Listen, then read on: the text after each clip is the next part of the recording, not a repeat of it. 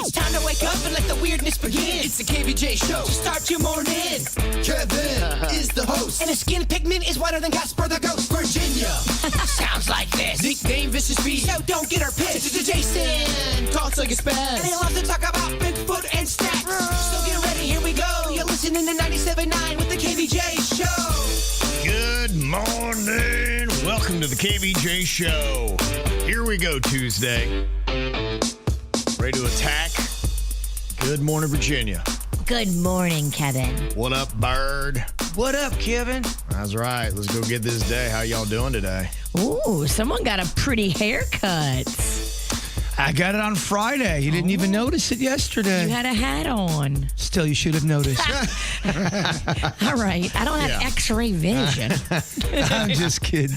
I got that Superman eye. Does look good. You wear a hat so often, and I often wonder because with the hair that you have, there'd be no chance I would ever cover that up. I feel like it's almost like you're hiding what God gave you. I love hats. I always have since I was a kid. Just everyone's always gotten on me about wearing a hat. Is it anything about, because when I wear a hat, it's because I'm self-conscious about my hair.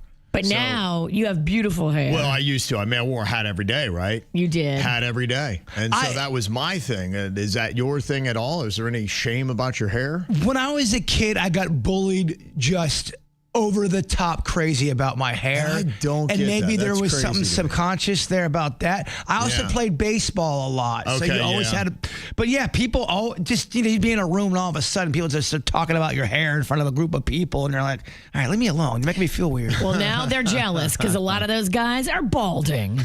Yeah, no, you're and right. you're not. You're so right. in your face. Mm-hmm. Yeah, if I ever do go bald, I'm going to hair club, but I'm getting a mullet. Ooh. Yeah. You can. Okay, so I'm taking a buddy of mine, Pastor Sean. He's going to be going. He's going to be doing the whole hair thing. Good he's for growing it out him. long in the back, and he's talking about he's going to go long. He's going to do what you're talking about, like man bun kind of long. The hockey hair is kind of hot. Yeah, and you know what? He's a dude that can pull it off. Yeah. If he can. When I had the long hair, it looked weird until I started shaving the sides and then putting it up in a bun. It did look better that way. When it was kind of just long and hanging, it would frizz out so quick. I looked like a man who lived in the woods that was on the verge of something bad. But you did it. It was a fun experiment. I enjoyed it, and I never thought it looked good. You spent thousands. People thought I thought it looked good. I'm like, no, I know it looks bad. Make no mistake. Pastor Sean's already a good-looking guy. If He is. He does all that, he's going to bring more female membership to the church. Maybe that's the plan. I don't know. Bring the ladies to Jesus. That's it. Whatever way you can. Is he losing his hair? Yes. He is. Okay. He is. Does he talk about it? No, but Kevin does on the radio. Yeah, I'm gonna help him out. You know what? I would only do it because he said he's going to be open about it. Sure. He's going to talk about it. He's not, pulling any punches. That's And how I'm you like, help other bros. Right.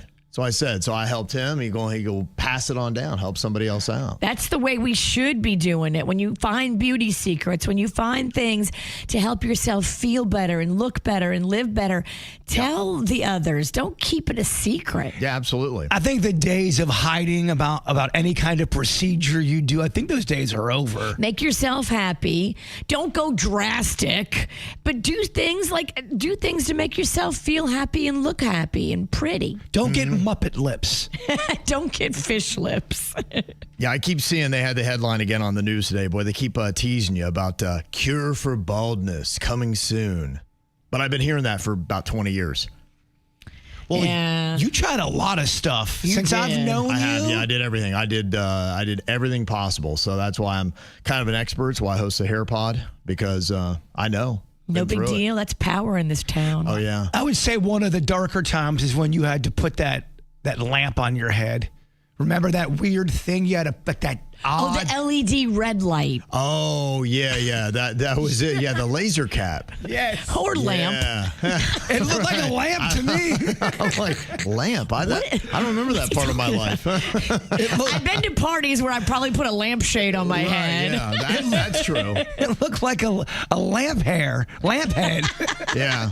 He was tail light Kev. Yeah, they say that stuff works. It really didn't do much for me, but there are a lot of people who do swear by it. It's the laser light therapy. And people use that. Have you ever seen that? People are using that on their face and all kinds of stuff. They're talking about, I don't get the whole, it's a wavelengths and vibes and I don't know, whatever it does. I don't get it either. I think what they say is that it gets the blood flowing and it brings the blood to the surface. And for hair, it feeds the scalp. For your face, it goes on ahead and it feeds all the capillaries and makes you look younger when you do that. That's what that red light therapy is about. I've tried it quite a few times. I feel goofy when I'm doing it, and then afterwards, I can't see any difference. I felt like I was getting punked. Same thing. I did too. I used it like crazy, and then I'm like, well, that's not. And everybody I talked to was like, oh no, that's very effective. Like, you got no results. I'm like, I got no results. Not on me. I feel like, okay, thank you. I'm glad I found you because I was the only one I felt like it was just me. I did it on my face several times, and I noticed no difference before and after. Nothing, yeah. Ryan Beckett from Weird and Whatever has got one of them and does it, and my girlfriend's got one of them, and I have to agree with y'all.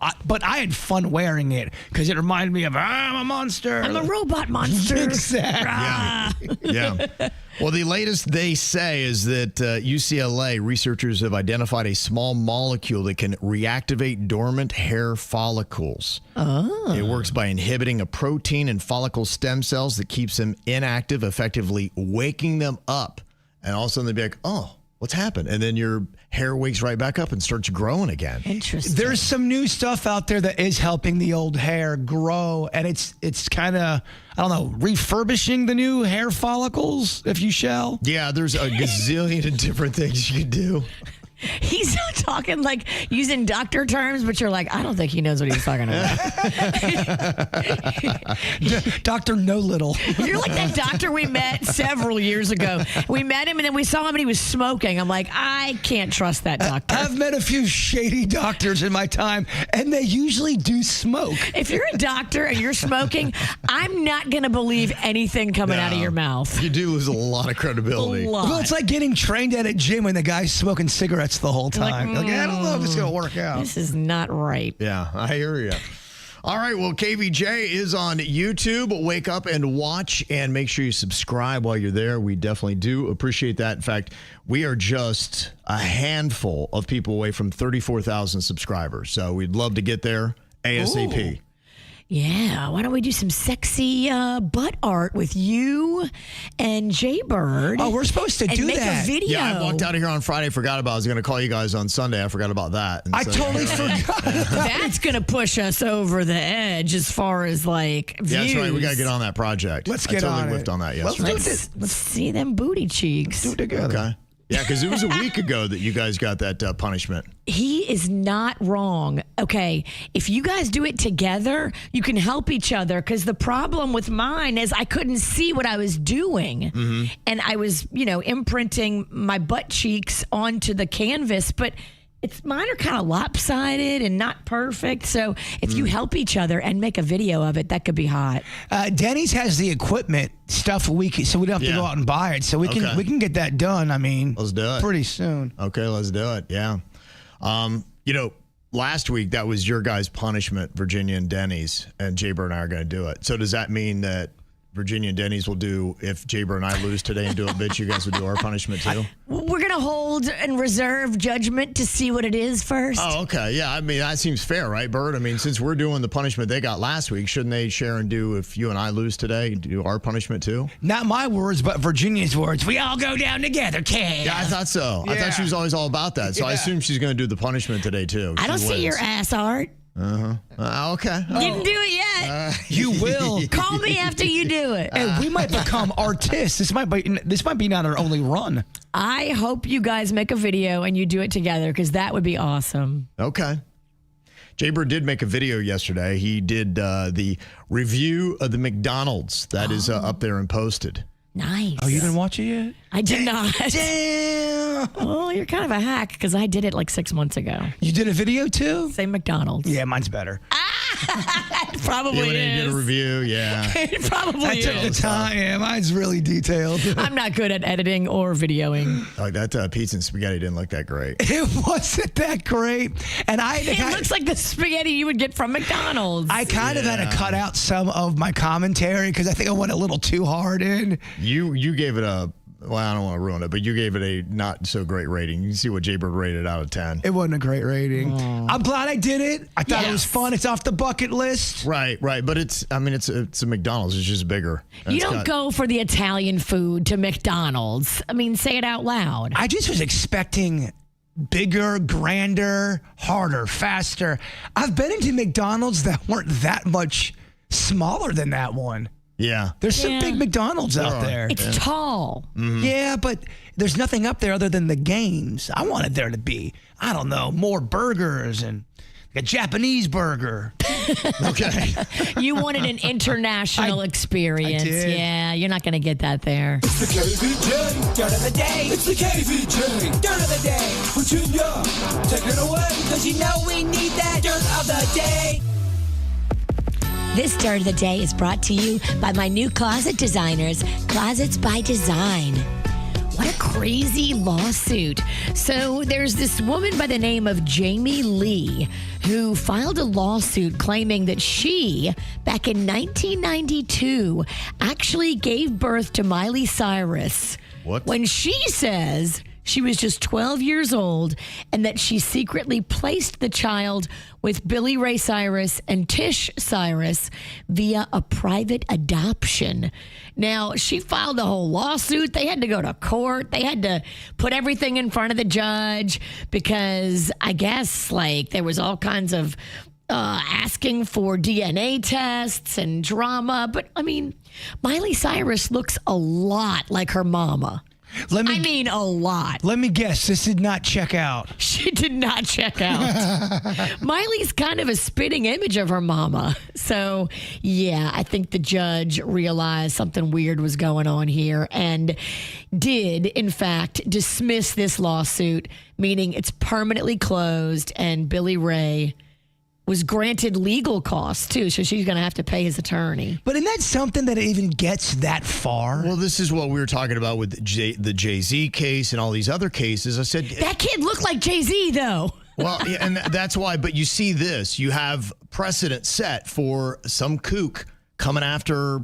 and they had to get attorneys. They had to go to court. It was a big hassle. It was expensive. And imagine, that may not be the only one. I mean, imagine if you had a line of people. If you're a big celebrity, you'd have 100 nut jobs trying to get you into court. They would bleed all your money out. Well, just a speed bump in your life, too. Right. You do have to deal with it. Absolutely, yeah. The stress. It demands your attention because it's in a court of law. So, yeah, how they decide when to take these cases, that's tough. So I do understand why maybe the Jay-Z case hasn't been taken, because I'm sure they can cite 100 cases like this. That kid looked like Jay-Z, though. I mean, I'm going to... Yeah, it'd been a better case than the Miley one. It would have. I mean, would they take me seriously if I just go, seriously, the Kevin Ralston is my father? Right. Would they take me? And I got defended, go to court. And, I mean, we all know it's ridiculous, but do they still have to take it? Great question. Mm-hmm. Well, Colbert announced that Taylor Swift is going to be on his show on Wednesday. He was dancing around to Opalite, and I guess all excited now the Swifties are that she will be there on Wednesday, which is tomorrow, doing a little interview. This will be first little interview in a hot minute. Okay. And Jimmy Kimmel has extended his deal. I guess he has gone from being fired to be extended through the 2026-2027 season. According to Bloomberg, Jimmy and ABC have signed a contract extension, and it's done. Okay.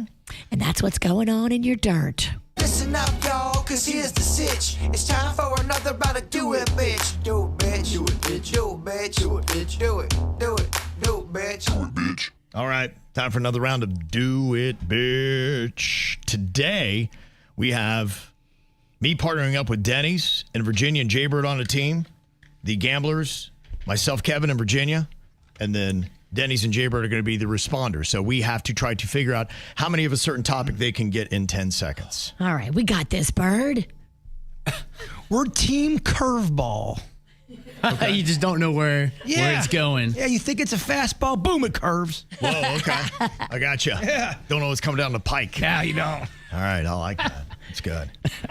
Okay, here we go. The first topic that we have is country music stars. country music stars. And you'll take any decade, right? Yeah, we'll take anything. My friend does really good in the 70s, 80s, and 90s. Okay. All right, so we're talking about Denny's here. I'm going to say that Denny's can do 4. Jbird can do 5. Okay.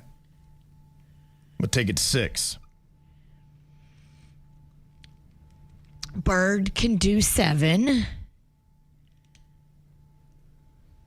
I'm going to have Bird do 7. Okay, 10 seconds. It begins now. Morgan Wallen, Jayco, and Dolly Parton, Kenny Rogers, George Strait, Lyle Lovett, Tracy Lawrence, Trace Atkins, Crystal Gale.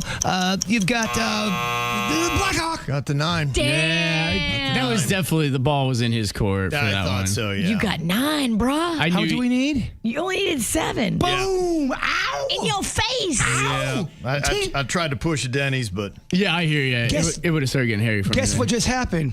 Your ass got curveballed. yeah, the curveball. the topic was not in our favor.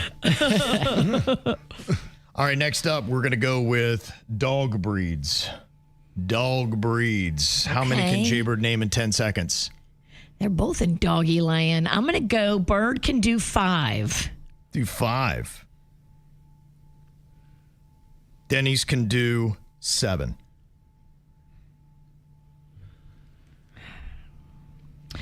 I think Denny's can do 7. I got to go with my curvy balls and say that Bird can do 8. Denny's going to go to 9. Damn it. 10 dogs. What do you think? You want to push it? Will you accept like Snoop Dogg and Nate Dogg? Nope. That's not a dog breed. It's a dog Gosh. name. So Bird would have to do 10? You'd have to do 10 and 10. Right now we're at 9. Gosh, he just did 9 What do you think? country stars, and he went fast. All right, Virginia, we need a... Good God. I'm working it through. All right, It shows over at 10. same team. All right, do it, Denny's. Okay. 10 dogs. Hell yeah. Okay. You got to get to 9 dog breeds in 10 seconds. Your time begins now. Chihuahua, Dachshund, Australian Shepherd, German Shepherd, Yellow Lab, Chocolate Lab, Black Lab. You got Dalmatian. You've got Golden Retriever. You've got Great Pekingese. You've got Shar-Pei. Knew he had it. He got 11. Yeah. I was thinking about those, just exactly what you did. I'm like, Denny's going to get in there. He's Try to going to get run some- on yeah. a few. Yeah, different kind of labs. That's always my strategy is to try to think of 3 that are in a group right off the bat. Yep. I had 18 locked and loaded. Well, maybe you shouldn't have yelled at me and made me mad. I'm only doing what you've taught me. All right, we're tied at 1 apiece. It is the first 2, 3 that is the winner here in Do It Bitch. Next up, we got African countries. African countries. I am going to start us off at 4. Bird can do 5. We'll go to 6. Bird can do 7. I'm going to call it. 7 African countries, 10 seconds. Your time begins now. Nigeria, Congo, Botswana, Zimbabwe, Egypt, Sudan, Chad. You've got South Botswana, Zaire, Bots. Strong round. Yeah, he loves his African countries. He does, yeah. Did I get it? You did. I got it. That's tough. You The got higher it. that one goes, that one gets tougher. Yep. Nice job. Thank you. Yeah, that was a solid round there, and that puts you guys in a 2-1 lead, 1 point away from a victory. Okay, curvy balls, look at us. Curveballs. It is Virginia and Jbird up 2-1 on me and Denny's, and boy, I got to tell you, the first to 3 is going to be closing it up, and they could be doing that with their next point. Now, just to let you know, people were asking about the dog breeds point that Denny's got. I didn't see any comments, Kevin. I think our chat room blew up. It said yellow lab, black lab, all those different ones. And they said, look, lab itself is just a breed, so those others don't count. So we removed all that, gave him just 1 point for naming the Labrador, and then he still got the 9. So we did check that. We took away the other points, but it didn't matter. He still got it. But Kevin, what about? I know. And I know you don't want to hear Pink Pony Club again. Yes. If we got to count again, y'all got to hear Pink Pony Club again. Once again, we do not control the music. Okay, so here we go. We are on the 4th round. Virginia, you start off with types of trees. How many can Bird name in 10 seconds? He just had a gardener remove a bunch of trees without permission. So I know he's kind of been tree in it. Okay. I'm going to say 5. We can do 5 trees. Gonna go 5 trees. I'm gonna go 8. What do you want to do? Are we on the air still? Yes. I was thinking. Well, someone just tuned in. They go, oh, KVJ's off the air again. Did they get fired again? My boy, Curvy Balls Pennington, can do 9. He can do 9 trees. I'm going to see if he can for the win. That's just an insane thing.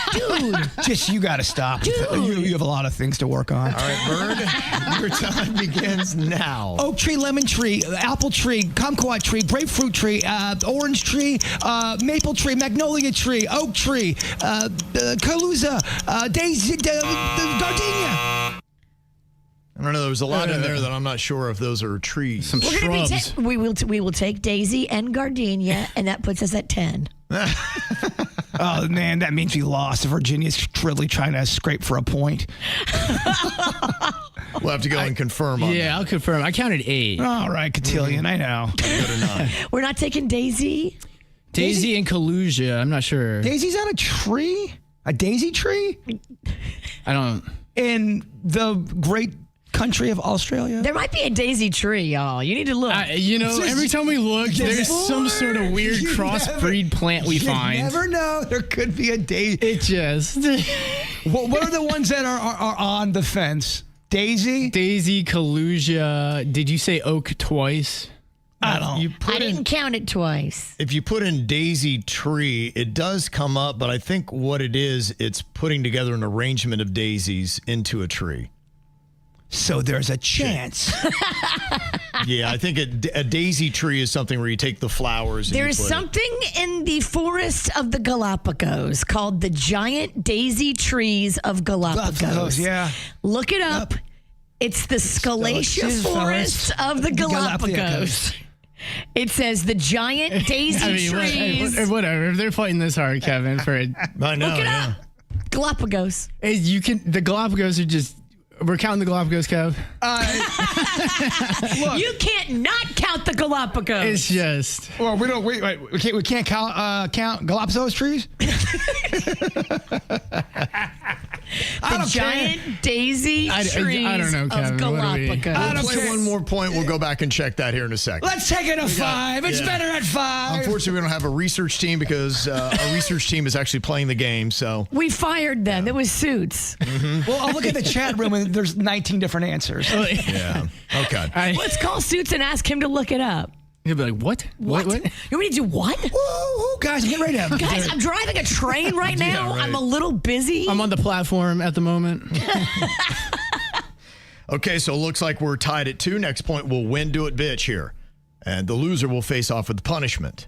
And we'll see what they say about that Galapagos tree. Damn it, lemon and lime trees, Bird. You said. I did. Okay. You said lemon. You said lemon. You said grapefruit. Good job, Bird. You said Yeah, you got it. orange. Great job, Bird. You got all did those. good. Yeah. you did good. Thanks, guys. You said the giant daisy tree of the Galapagos. That's what I meant. It was implied. Playing well. You're having a great It's round. only one spot it's in. Kevin. You're having a great round. Kevin, he's turning into the key of smug, and he's trying to get in my head, and it's working. You are. You're having a great round. You are. wait. Impressive. I'm having to keep that in mind. If we got that point, then we just won, right? No, we didn't get the point. Let it go. We're going to move on and then come back to it. I don't think we got it, no. Yes. Did get it. Okay.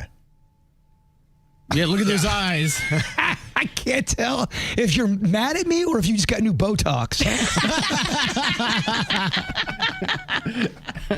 Both can be true. All right, we'll see. What are the people saying about this tree? I don't know. Look Dude. it up. On the island of evolution. Galapagos. All right. Am I researching this? Let's see. All right, I'm going to ask real quick. We'll do 50 quick votes. Is it over? Did they get the point on that one? Does anybody know their Because I feel trees? like if that counts, he does get it. Galapagos.org. Go look it up. Mm-hmm. I'm looking at it right now. Okay, you guys get the win. It's over. Wow. They're saying give them the point. The island of turtles and finches won. Well, that's. I mean, I love that place. That place is great, Denny's. All right. You'll learn something every. The daisy tree. Who How about knew? that, huh? And then people are going to go, you cheated. I had nothing to do with it. You guys voted. It's not his fault. Yeah. Blame the Galapagos. Yeah, they voted. They said they get the points. It's there. It worked. Denny's he's always afraid when I randomly say something that it might be true. Yes, I know. It's worked for you so many times. River Lake won. River Lake won. He also, shot in 2 bodies of water, and that one won. Yeah. Elegante Wines. Elegante wine won. There's just you That's get right, twisted that's right. every Hail Mary, week. baby. He lands them. He lands them. Yeah, he does. My boy. All right, Denny's and I took the L and Do It bits here today, so we get the punishment. We're going to be doing the TENS machine Chug. This is like an electroshock machine that convulses the muscles and whatnot. When you put it on your arm, it's almost impossible to try to drink. So we try to power through the TENS machine, get the liquid to our mouth, and chug and wind up pouring it all over ourselves. I'm going to sit in Virginia's section only because I think my camera's frozen. So Oh, really? You just like being close to me. That's so not the case. Good excuse. Come snuggle up over here. Look at that. Little Christmas cuddle bear. How cute is that, huh? Okay. All right. So Danny's going to strap on the pads here on my arm. If you were a man, you'd put them on your testes. And be careful too, Denny's. I think it's activated right now. So if you touch it, you could get shocked. I was going to ask for your assistance to run the machine while we're chugging. Oh, okay. You got to get up and go do some work. All right. Up It's a good thing you're moving so good. Hop to it. In our new studio, the thing that's pretty cool is they were smart. They did half of the studio with tile. Oh. Yes. So if we spill, we can wipe it. They know we're messy. I love it. Yes. Why they put Bird over the carpet, though, that part I don't know. It's a I'm little over the tile. Slight flaw. Sorry, Yeah. it's on again. Okay. Sorry. Bird keeps shoving this. Sorry. Bird. My eyes. I turned it off. Going through my eyes. Do you already have the pads on? I created the circuit. Can you guys feel that? Can you feel it? Yeah. Okay, all right. No, a little bit more. Where'd you put it? Let's see the pads. More. Are they on your tummy or your pink More. parts? Crank it up. Keep cranking, Bird. All right. All right, crank it. All right, hold on. Crank it. Bring that mic over here, Denny's. Grab that one. Okay. All right, yes. All right, so you're going to try to drink while he's shocking you. Yep. Denny's has that delicious coquito. We got KVJ Nationers that brought us coquito, and it's so good. All right, take a little sip, ladies. Yeah. Okay. All right. I'm going higher. It's about as high as it can go. Okay. All right. Got it. All right. Ready? All right. Oh, here we go. Go. It's like pulsing in and out. I don't know what you're doing. I'm not sure mine's working. Mine's like stopping and then it's like I'm looking at jabbing Denny's. I'm like going, why is he feeling a lot more than I am? I don't think. It I'm... like jabs me and then it stops and it jabs me and stops. It's like it's alternating its jab. Okay. All right. Bird's over here. He just keeps clicking. All right, Do you that guys feel that? no, that it disappeared. Guys, I think it's got to be on both of your arms. All right. Are we taking turns now? Got both of them on. Okay. We probably should have worked this out ahead of time. But it's not the KVJ way. Take it here. It was Denny's. certainly shocking me a second ago. Where do you put it? Like here and here, maybe. Yeah, there you go. All right. I say Oh, put it. okay. Yeah. Yeah. Oh God! Ow! Oh!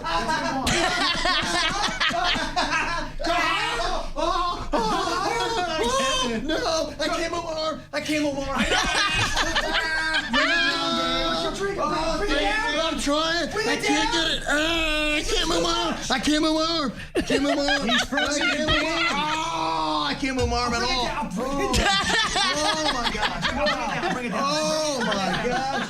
Yeah, you got total paralysis. It's gotta be on both. Yeah. That must be why it was like Whoa. jabbing me. Oh, that's a real deal. Well, we figured it out. So, do you want to grab your drink first? Oh, And then, jeez. yeah, crank Yeah, body. okay, yeah. I could, and then I couldn't move my arm at all. I saw Oh your my gosh. chicken wing. Back up a this little thing is bit. Back legit. that way. I am. Yeah, yeah, yeah. I got to get it. Gorilla. I get it.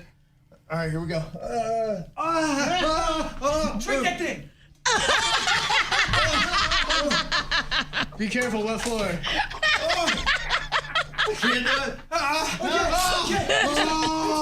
Oh, it's intense. Bring her down. I'm bringing it down. I'm bringing it down. Bring it down. Oh, it's so intense. I was starting 0 before the thing on. Oh, that's impossible. That's a great video. Oh, It was basically just Kevin splashing water in his Okay. face. I got it up my nose. I feel like I'm drowning. I found the big dog. I got the Okay, all right. We worked it out. Oh, wow. You look like you peed yourself. Oh, my gosh, I do. I do. It's so wet over here. We'll clean it up. All right. Get on center stage. Oh, that was rough. Denny's, we poured you a big glass of Coquito. You're up next. All right. No, I can't. I can't even hold it. You gotta stop. Hold on a second, bro. Give me a second. Hey, itchy trigger finger. Give him a second. Dude, he went so intense on me, too. Wow. Guys, this is new. Bird, Oh, my God. you're the executioner. Yeah. Oh, wow. He's pinky not shut messing down. around. My pinky shut I down. still can't move my arm. I don't even have the thing on it. You tell me when. Oh man, I don't want to do it. It's terrible. I'm gonna go 3. It's terrible. Okay. All right, back up a little bit. Oh, Back good. up. I can't move my arm. Try Denny's get a little bit down the head. I can't move my arm. I can't even move He it. can't even do it. Oh, thank you, thank you. Oh my He's gosh. good. He's good. He's good. He got a drink down. Denny's is trying so hard not to spill because he knows he has to clean it up. I know. Yes. I made a huge mess. My arm was frozen in time. Wow. Oh. It does. It paralyzes your arm. Let it, still have my all right, finger. Denny's, let it go. Oh my gosh. Wow. I'm unplugging. The Okay. pain is still Whoa. memory. All right. That was legit. Oh my gosh. Dang. All right. Well, there you go. I believe we paid off that punishment. Yeah, you did. That was very fun to watch. Oh, wow. Whew, what a time. That was amusing. It's a brand new machine, so I'm still trying to learn how to operate Oh, that it. thing's so intense. You cannot move. You're wet. I'm soaked. Kevin, you I'm got soaked. so much water. Oh, I'm soaked. I am drenched. I look like I jumped in a pool. Oh, it's terrible. Denny's goes, I can't. I just can't do it. I just can't. I just can't. Oh my gosh. Oh, my stomach hurts. Oh, man. Wow. All of these people in my life acting berserk. I'm feeling all pissed off and hurt. I need to know if I am the jerk. Oh, am I the jerk? Oh. Got several emails here, and there's a lot of etiquette stuff that happens around the holidays. A lot of feelings of obligation where people kind of put a guilt trip on you if you don't partake in something. And that's where this person's coming from. They don't want to be an active participant, and you would think that should be good enough, but apparently it's not. They said my wife's family loves a blind gift exchange. They call it the white elephant. Yes, I'm going to a white elephant. Okay. They hate it. Why? And here's why. I'm giving somebody, no idea who, a gift for under $20 that, quite frankly, will end up in the landfill. How about we pull names and do Secret Santa? But they wanted to do the white elephant thing. And I was the only no vote when we took it. Well, then you got to sit down and swallow it. Yeah, if everybody wants to do it, majority rules. Wait, you're going to be the one person? I don't like this party. I want it my way. Mm-hmm. Good luck with that one. Thank you. He said, so if I don't play along, I'm going to look like a jerk. And if I do play along, I feel like an idiot. No, don't feel like an idiot. Just go with the flow. And stop taking this so seriously. Right. Good gosh. Who cares? It's $20, you bah humbug. Go do your own Secret Santa with your friends and family, man. I'm on your family side. You're annoying. Yeah. Have some hot rum toddy and calm the hell down. I mean, you're this bent out of shape? Dude, To me, it's all about in life picking battles. Exactly. And look, you're going to get probably some requests during the holidays that will be egregious. And you want to hold that no tight in your pocket because you don't want to say no to everything. But you want to be like, it's almost like it's my mulligan, it's my get out of jail free card. I'm holding on to my one no. What is the one request going to hit me with this? You know what? I would love to. I just cannot do that. I can't partake. But don't waste your no on a white elephant $20 gift. Who cares about a white elephant $20 gift? Let the rest of the people in your family have some joy. Yep. Is there another Christmas thing you do where it's a big group of people and let's say we're all exchanging gifts? I give Virginia something. She opens it up and let's say it's sea monkeys. That's your present. But then I'm keeping that, by the way. the person that opens up their next present, they get something and they go, I don't like it. I want to trade it for those sea monkeys. And now you have to trade it that way. And it kind of rotates. I think every white elephant is different. Now, if you play prison rules, you can switch with somebody and take their sea monkeys. And there's nothing you can do about it. And there's nothing they can do about it. But you have to establish that you're playing prison rules before you start the game so that everybody knows Sounds more fun. your gift can get Feisty. snatched. I like it. Well, they did that in an episode of The Office, and people started getting butthurt because they're only supposed to spend $20. But of course, Michael Scott, Steve Carell's character, spent $250 on an iPod, and that's all anyone wanted. You create war. You threw off the balance. Yes, big that is time. kind of a dirty deal. Yeah, I mean, if you're hating it, that might actually be the funny thing for him to do. Actually, go dig deep, buy a really good gift, and bring it that's over $20. That screws everything up. You got to make sure that y'all play prison rules, though. Okay. Because if you don't, if everybody just takes the gift and you're stuck with it, then it's not as fun. I think prison rules makes it more exciting. it, yeah. And then you throw in an expensive gift. And you have to give it. Don't claim that you did that. Just throw it in the mix and watch the chaos. Yeah, that'd be fun. That's how you make a white elephant more fun. I'm going to one on Thursday. I think I'm going to do that. Okay. Spice it up. Fly in there with on your Christmas broom and Give like $100 gift. oh, that would make so many people annoyed. And this person want to know if they were a jerk for not reporting a shoplifter. It says they were at Five Below when they noticed out of the corner of my eye a woman putting a few boxes of macaroni in her pants. Later, I noticed her putting a toy in her purse. She had 2 small children with her. I assumed she needed it and didn't say a word. But my husband said that the profit margins at these stores are small, and if everybody there was shoplifting, that Five Below would go out of business for everyone and people that need it. He said I could have quietly reported it and let the people at Five Below decide how to handle it. They may have just said, hey, you can't take that stuff, and been okay with it. I am torn as to whether I did the right thing. I felt I did, but my husband's comments kind of made me feel a little bit guilty for not thinking of the store and its employees. Are you a jerk if you don't say anything? Well, you're stealing some quality stuff, first of all. Five Below. Five Below. Yeah. All right. I'm not getting involved. If I see somebody doing this, I am just going to mind my business and check out and leave. I don't work for this store, and I'm certainly not getting involved in somebody else's drama. Do you get involved, Kev? No, not at all. Yeah. Not a chance. If there's something violent going on, that's when you step in and you try to say something or break it up. But if someone's swiping something, you're not getting involved. Yeah. No, I would not get involved. I would just, whatever happens, happens. So, yeah, I think that's all good. It's just, all right. Honestly, Five Below, they need to get rid of some product. Right. Just doing them a favor. And I love me some Five Below, don't get me wrong, but there is some crap in there. You got to weed through some crap. You definitely do. Ow! There's a lot of dumbass criminals to talk about, baby. It's the whacked out news. People breaking the law. Ha ha, fighting in the nude. Ha, drunk people pooping in the street. Ha ha, it's the whacked out news. So many people on meth. Ow! Well, we got a lot of crime going on Pompano Beach. A little fight broke out between 2 women. 25-year-old Jamisha Tashay Wallace apparently is the one who acted out, though, when she threw a piece of chicken into another woman's face. Then she went upstairs, grabbed a kitchen knife, and used it to threaten the same victim. Oh, no. I took a step a little bit too far. You thought that chicken was bad. Throwing the chicken, I think, is awesome. Like, do I stab you? When the officers arrived, they arrested Wallace for aggravated battery. she was the aggressor despite the victim's wish not to press charges. How about that? I know several people that deserve a little chicken leg to the temple. That could be a good weapon, right? I think a chicken leg is a great weapon. Have you ever been hit in the head with a wing?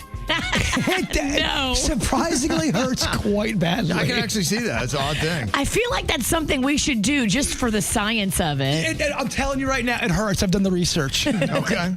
Punishment next week. Yeah, I love it. Cops in Canada arrested a guy for assault after he got into an argument with someone and used his snowblower to shoot snow at them. That's how Canada does crimes. We use chicken here in South Florida. They use snow. I mean, how bad can the snow hurt, though? Can't be. I don't know. It's not packed. Snow couldn't hurt. I mean, you can take a Snowball. You gotta snowball pack to it. the face if it's packed, but it comes out of the snowblower not packed. Yeah. I wouldn't think that's that bad. Gosh, we got to get a snowblower and snow stat. 37-year-old Kendra Ann Jones was arrested after a cop allegedly saw her walking on a sidewalk in Ocala. Now, she was having a good old day. The weather was beautiful. Everything's popping. It's great. She's drinking some cinnamon whiskey. She got no pants on. Ooh, That's Fireball. that's a party. It goes great with eggnog. We call it fire nog. She had the jumbo bottle. It was 70% gone. So is all cinnamon whiskey considered Fireball, or do they have a cinnamon whiskey on its own? Virginia's your expert. There is other cinnamon whiskeys. Fireball is a brand name. Okay, I want the other kind. I want to Fireball.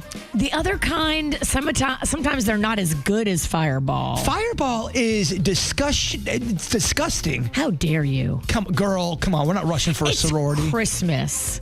This is the main ingredient in fire nog. All right, you talked me into it. I'm in. Okay, I'm in. They say when the officer attempted to speak with Joan, she became combative. They were able to get her Imagine that. I know, right? A woman who's pantsless walking through Ocala.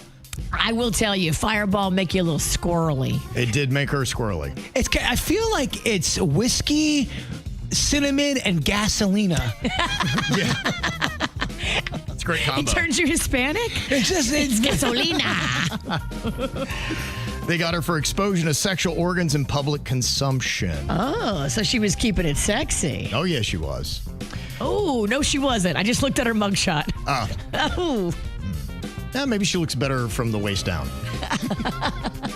A man in Connecticut was arrested after allegedly carjacking a woman in November and then stealing the same car again after the police recovered it.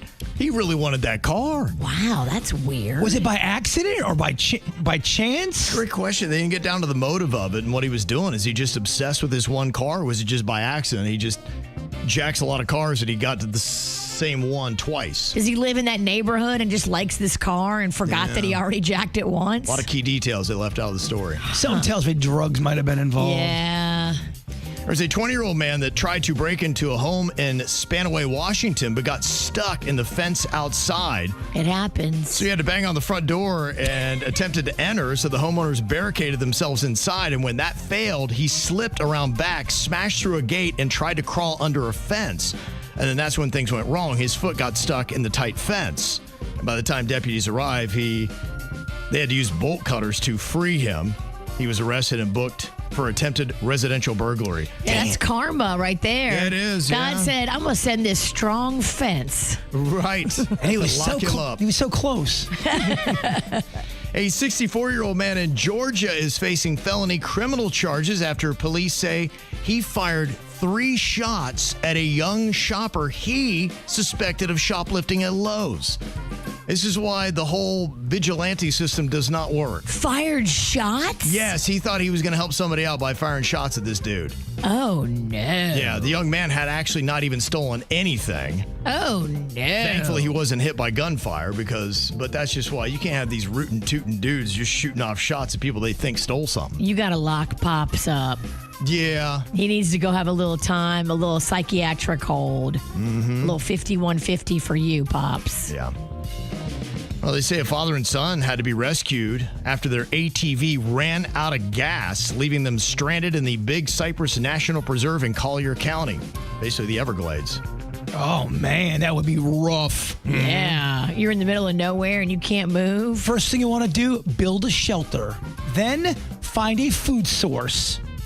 Okay. You're about to be a food source. Yeah, I was going to say. That's why you got to find shelter. Then unwrap that snake from around your waist. Yeah, they were stuck in mud, nearly out of water, so they called 911.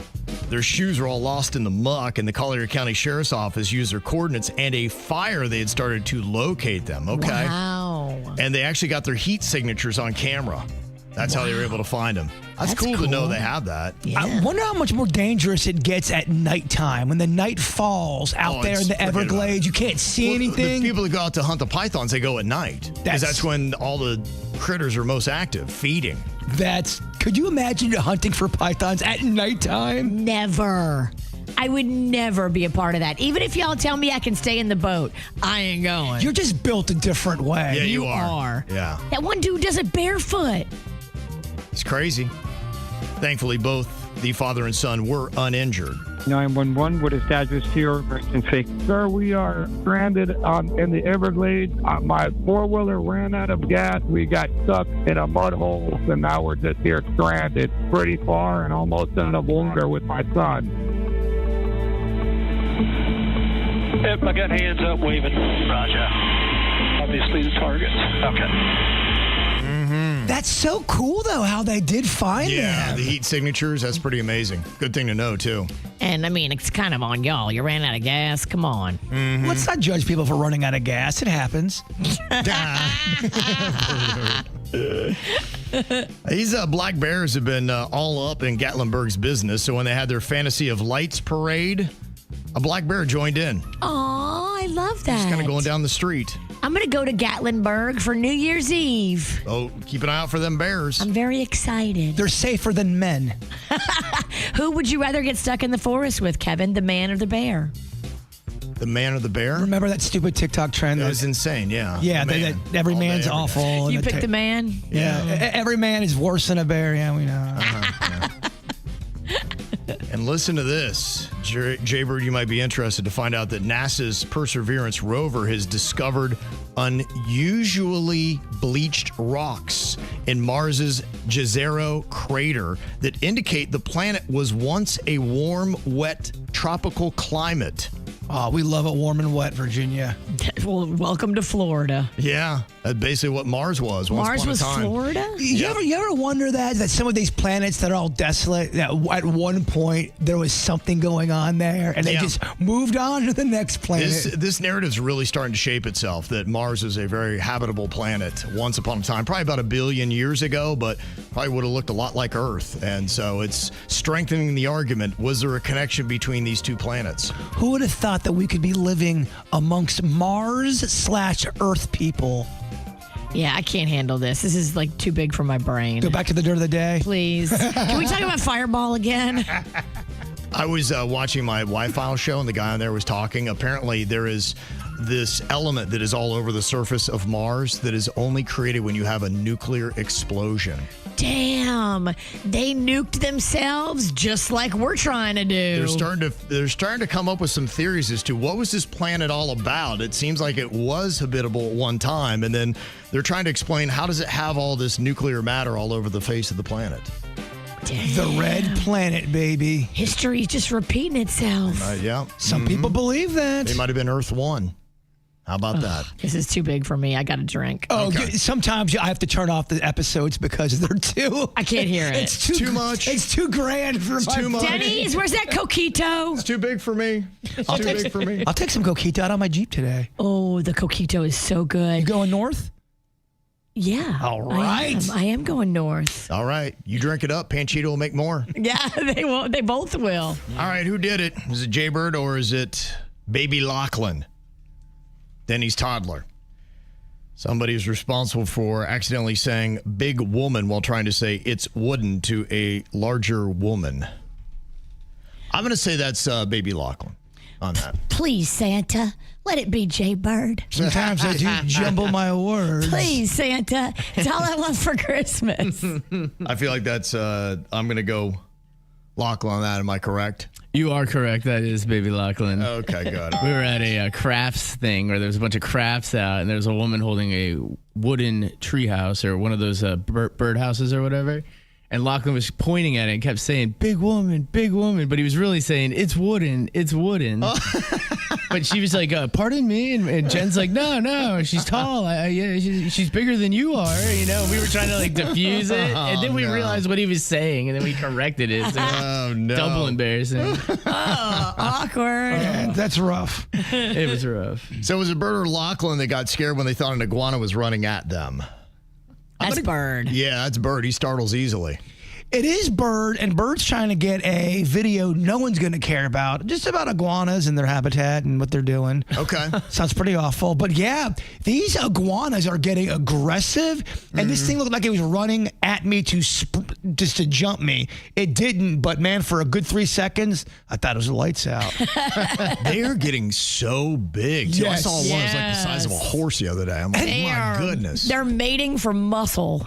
Yeah. And they move quick, man. They do. They Yeah. are A lot faster than you would think. fleet-footed. And I just found out a couple weeks ago they swim. Yes, they do. Didn't even know that. But they're not sweating humans no more. No. I don't think they ever have. All right. Who hit the panic button on a set of keys and it scared the neighbors because it went on too long? Baby Lochlan. Okay. Gonna go Lochlan on that. I'm gonna go Jbird just for fun. Who did it? It was me. And I couldn't figure out what happened. I didn't even know there was a panic button on my car. So I turned my Jeep off, and all of a sudden, and it's not stopping. I'm turning the car back on. I'm turning it back off. I'm hitting my steering wheel. I'm trying to hit all these buttons. I had to call my friend Klepto, who fixes my car. I'm like, dog, my neighbors are coming out. My panic, this horn won't stop. He goes, just hit the panic button on your little key thingy. I'm like, oh, okay. You're building quite a case for why you should never drive. Oh, right. You've got a lot of nerve. Jeez, I know. You are a horrific driver. I know, but you're worse. There's no way. Even with all of these stories I'm telling, Dude. I would rather drive a bank robbery than you. Who's gonna be our baby driver? Who's going to get you busted? Who got paint in his mouth while painting a dinosaur? Is that Jbird or Lochlan? I feel like that is a trick. I know that at Denny's house, they do a lot of crafts, and dinosaurs are something kids like. I can see where Bird would be doing it, but maybe this is to throw you off the scent. What do you think, Virginia? Boy, this one is tricky. Yeah, I mean, it's straight up you'd think it'd be Bird, because I know he does crafts as well. Thank you for seeing me, Kevin. Yeah. I think it's baby Lochlan. I'm going to go with that, too, because I think it's a trick question. You guys are good. Yeah, it is a trick question. That is Baby Lochlan. They're trying to throw us off the scent on that one. Dinosaur painting's out until this weekend for my house. Nice. Okay. You go to Lochlan and borrow his? Yeah. Sometimes we swap out stuff. Okay. And who squirted shampoo directly in their eye by accident? Is that Jbird or baby Lochlan? Jbird. Yeah, I agree with you on that. Denny's and Jen are too responsible to give the baby shampoo. You guys know me. You ever have that where shampoo is kind of stuck and you're trying to get it out? I don't know what happened. I already had. It's cheap shampoo. It's not It's not. It's actually Honey Faces. It's very expensive. Oh, okay. And it Not really good squirted stuff. and went right in my left eye. Oh, my gosh. I think I'm allergic to. You ever have that when you change up your shampoo and conditioner? It makes my eyes all red and burny. There can be like something in there that sets you off. It's like I'm doing meth. Yeah, shampoo does. I remember years ago, we tested out that Johnson & Johnson baby shampoo. It says no tears right on it. I think we squirted a whole bottle in Jbird's eye. We did. Ton of tears. You're fine. That was one of them stunts I underestimated. That actually should be a punishment. That bottle is a lie. That is It a is lie, a lie. because We I find had out. a very big eye reaction to that. Yeah, okay. I'll put that on the list of punishments. Oprah believes in it, so it's got to be great, right? It's the no contact policy that she has and would always talk about on her show and writes about. She is an advocate for keeping toxic people out of your life. The no contact concept is basically a deliberate choice to stop communicating with someone who consistently harms your peace, your mental health, or your sense of self. She frames it as an act of self-preservation, not punishment. But some people think it's kind of toxic to handle that way. And then what do you do during the holidays? Do you stand by it? Because this is the time of year where you might have that conversation of trying to get together and reconcile with somebody that you haven't talked to for a while, realizing that the years are just going on. It's kind of like Meghan Markle and her dad who's about to lose his leg and that issue. Well, she was doing this thing where she's asking all these people in this room about their no contact experience. And then this one woman stands up. I haven't talked to anybody in my family in 7 years. Then this other woman stands up. I have not talked to my son in 3 years. And the whole time I'm thinking, I understand if they're toxic, but sometimes maybe the other person who's more mature can possibly not make them as toxic, especially when it's somebody super, super close in your inner circle. Yeah. If everyone's constantly never trying to bring it together, how can it ever get fixed? Right. No, you're right about that. Absolutely. And I think some people might too when they see this coming from Oprah and they said, oh, that's a great concept. And look, part of it might be true, but you could also take it to extremes. When is it you decide to have no contact? If somebody likes a political candidate you don't like, or their team beats your team in the Super Bowl, I mean, is that when you're like, oh, they're toxic? They ruined my peace. Yeah, because every case by case is going to be different. And I think a lot of times people will declare somebody else toxic and try to cut off contact, and they're the problem. Well, the other thing, like you just said, every situation is different and has different dynamics to it. A neighbor that's toxic is way different than a son or a daughter you have. It's a different relationship. I think if you're going to make the bold statement and decision to cut somebody who's family out of your life, right, you probably should go talk to a therapist and tell them everything and let them help you navigate it, because you could be the problem. And there are people who are toxic you need to cut out of your life. I just don't like making a blanket statement, because sometimes people have lost their way and they are toxic, but they are redeemable. You could possibly help them and then mend a relationship instead of running from it. To me, I like the concept more of limited contact, where you set up the situations, you realize that, hey, I got to be in the right atmosphere and environment, so you really make sure that whenever you're with that person or engaging with them, it is that kind of environment that is favorable, where you can easily get out. And then, you know, you have like a time limit. Yeah. I'm with them for 2 hours, 3 hours. You have a start and a finish. Yep.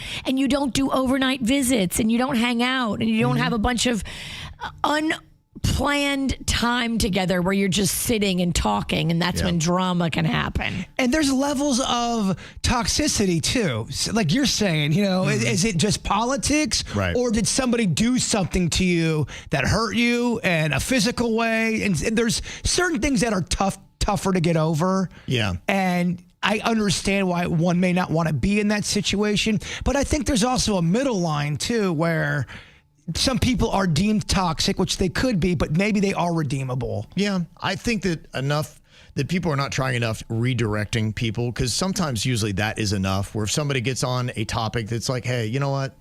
Respectfully, we're not going to talk about that. Like, this is going to go nowhere. Let's just move on to something else. And you can quickly, kindly redirect somebody and avoid what was going to be that flare up, and then move on to something that you can all get along with. Yeah, I mean, I know somebody that hasn't talked to their family because they differ on political ways, and that's why they consider the family toxic, because one believes one thing, this person believes in another, and they don't talk to each other just because they are so different politically. Right, and that to me is insane.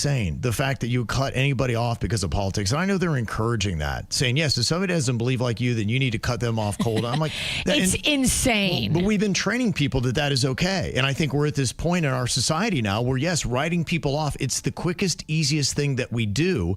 And we're all about the name of self-preservation. It's all my own mental health and blah, blah, blah. But look, I think sometimes you can put them in limited contact. You can redirect. You can try to show them love.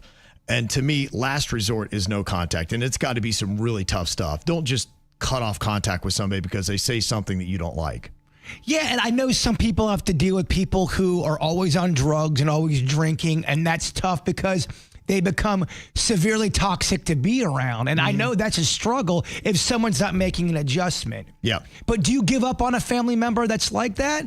Or does enough time pass where you finally say, I've tried to be there for them, and they do not want to make the adjustment? It depends upon what the situation is. I would give it every effort. And then probably if we got to that point, I would just say, hey, look, every time we're talking, it's bad for you, it's bad for me. I know we're family, but God bless it. Just maybe it's best if we don't have contact. And that would be a shame if it ever got to that point. For sure. So, like I said, it's based on the circumstances. I've heard some circumstances where it definitely is warranted. And I don't blame you if you do, and you should on that. But I've seen so many examples, and I think we're leaning on this now, where people are leaning into no contact for the dumbest reasons. And to me, politics never should be on that level. And I know a lot of people are around the holidays. If you are, here is your sign. Fix it. Right, exactly. Stop talking about politics. Redirect. Remember that you guys are family, and don't let anybody bring it up. Everybody signs a little contract and says they're not going to bring up politics, and let's have a together Christmas. But have you ever met somebody, because I know I have, where any topic you bring up, it leads right back to politics, to a point where you're going, dude, we're just talking about butter right now and how delicious it is on popcorn. Right. How is this political? I think all you can do is just almost like pull out a flag like they do in a game. Be like, no, Nope. sorry, no. We said we weren't going to do this. Yeah. Get the whistle out. Yeah, make it something funny and make it a joke. You broke the rules. Yep, you're in timeout, baby. All you really need is one huge Christmas song. Look at Mariah Carey. She makes $2.5 million every single year off of All I Want for Christmas Is You. Or a popular Christmas movie. Yeah, that's true. Popular Christmas movie, absolutely. Yeah, if you can kind of get caught up in one of the greatest of all times, it's going to jump back on the charts every single year. All I Want for Christmas Is You is back at number 1 on the Billboard Hot 100 for a record-tying 19th week. Dang. Yeah, it is now kind of officially one of the biggest songs of all time. It just tied a bar song by Shaboozey and Old Town Road by Lil Nas X for most weeks at number 1. It's a beast. Yeah, it is. Last Christmas by Wham is up at number 2 right now on the Billboard Hot 100. I know everyone's burned of that song. I still rock with it. I do too. Great song. Just the video, a little long. They could have edited it down a bit. Rocking Around the Christmas Tree by Brenda Lee from 1958 is the number 3 song right now on the Billboard Hot 100. Rocking around the Christmas tree. And from 1957, Jingle Bell Rock by Bobby Helms is at number 4 right now this week. Can you imagine you're making a song in 1957 in the year 2025? It's still rocking. It's going to be a top 5 Billboard hit. That's great. If that person's dead, I'm not sure if they are or not. I'm going to bet on it. Yeah, I think he's dead. But in a sense, their spirit is around. You're hearing their voice. They're entering your life in a way. And his family, probably his legacy, his children and his grandchildren probably get paid from it. What a beautiful legacy to leave. Yeah, I don't know if they're making the $2.5 million that Mariah Carey is every single year, but I bet they get a probably sizable cut. Hey, you talk about a retirement plan? I'll take one of those songs. Look, even if you got $10,000 a year every Christmas just for a song, it's $10,000 more than you had. $10,000 at Christmas would be awesome. Yeah, and I think it's why you do see popular artists every year take a swing at trying to do a new holiday classic, hoping that it catches on like Mariah Carey's did. A lot of them don't, though. Not to that level. No. I mean, I'm trying to think of which ones have. In fact, this is the argument for the one that is probably caught on that's the most recent. Ariana Grande's Santa Tell Me. That song is at number 8. Santa Tell Me is an amazing song. Santa Tell Me, come on to my Christmas tonight. Not at all. Yeah. Yeah, so she's got one of those songs that might start popping up every single year. Nat King Cole's The Christmas Song. That is flying up 9 places to number 9. Andy Williams from 1963, It's the Most Wonderful Time of the Year, is up 7 spots at number 10. So you look at how many Christmas songs right now are in the Billboard Hot 100. Every single year you have it. Every single year you got a hit. Now, Timeout.com, they came up with the best Christmas songs of all time. They say Mariah Carey's All I Want for Christmas Is You is the best. We get it. Respect. Yeah, I'm not going to fight that. I'm not gonna fight most it. weeks at number 1. Yeah. It's loved, obviously. Wham's Last Christmas, they've got at number 2. Number 4, they put Santa Tell Me by Ariana Grande. It's a great song. I guess it's quickly turned into a classic, huh? Every single year. Some of the other ones, they got Feliz Navidad at number 6. Okay. Baby It's Cold Outside, number 8. Talia does a version of Feliz Navidad that I She think does. is the best. Okay. Hands down, Fight Me. Okay, you love it, huh? I do. Okay. Better than the original. Baby, it's cold outside. I'm creepy and I won't leave. Isn't that the song that almost got canceled? Baby, it's cold outside. Yeah. I thought it was. We can't have this. It does sound a little. Well, they talked about something weird with the drink, and She said no. And she kind of, I think she wanted him to bolt, and he's like, "Well, I'm not leaving. I want to leave. Let me No, you make you can't leave. Let me make you a drink. You just sit back." Let me make you a little Bill Cosby pudding pop drink. Though that's what people were doing with the lyrics. They are really analyzing those things. yeah, it's a little suspect. They've got Bing Crosby's White Christmas at number 9 on their list, and Elton John Step Into Christmas at 10. They did put Wonderful Christmas Time at 14.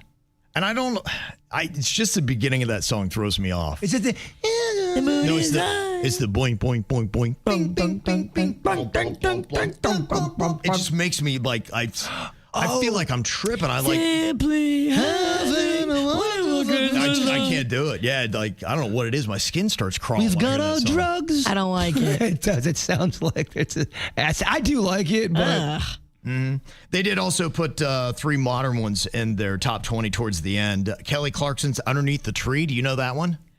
I don't know if I know that one. My favorite Kelly Clarkson is Run, Rudolph, Run. Okay, yeah. Or Run, Run, Rudolph. Yeah, Run, Run, Rudolph. That is so good. Kelly's version is the best. Again, Fight Me. give us a taste. Run, run, Rudolph, Santa's got to get to town. So Kelly Clarkson turned into a Muppet? Yes. You honestly could do voice work for the Run, Muppets. run, Rudolph. Gotta take the freeway down. That's your Muppet voice. Taylor Swift's Christmas Tree Farm, they've got in their top 20. I love that song. It's so good. It is a pretty good little tune. And then they put in Lou Monte's Dominic the Donkey. Yeah, it's a big New York thing. It is. I New never- Yorkers love it. Never heard of that until Station 1, and people were calling in like crazy. You gotta play Dominic the Donkey. Yeah. Yeah. Dominic the Donkey. Yeah. Yeah, go Yankees. And we played it. Well, just a minute ago, we gave you our favorite 4 Christmas songs. I had in my listings a little Feliz Navidad, Holiday by Vampire Weekend, Christmas in Hollis, and Christmas Rapping, a tune by the Waitresses from back in the day. Virginia had the Blake and Gwen song, You Make It Feel Like Christmas, with some Biebs, Mistletoe in there. Little Cozy Little Christmas by Katy Cat, Katy Perry, and then Christmas Tree Farm by Taylor Swift. It's a great list, Kevin. It's modern. It's hip. Yeah, I know. It's young, just like me. Then you got Jbird. He had Billy Joel's Have Yourself a Merry Christmas.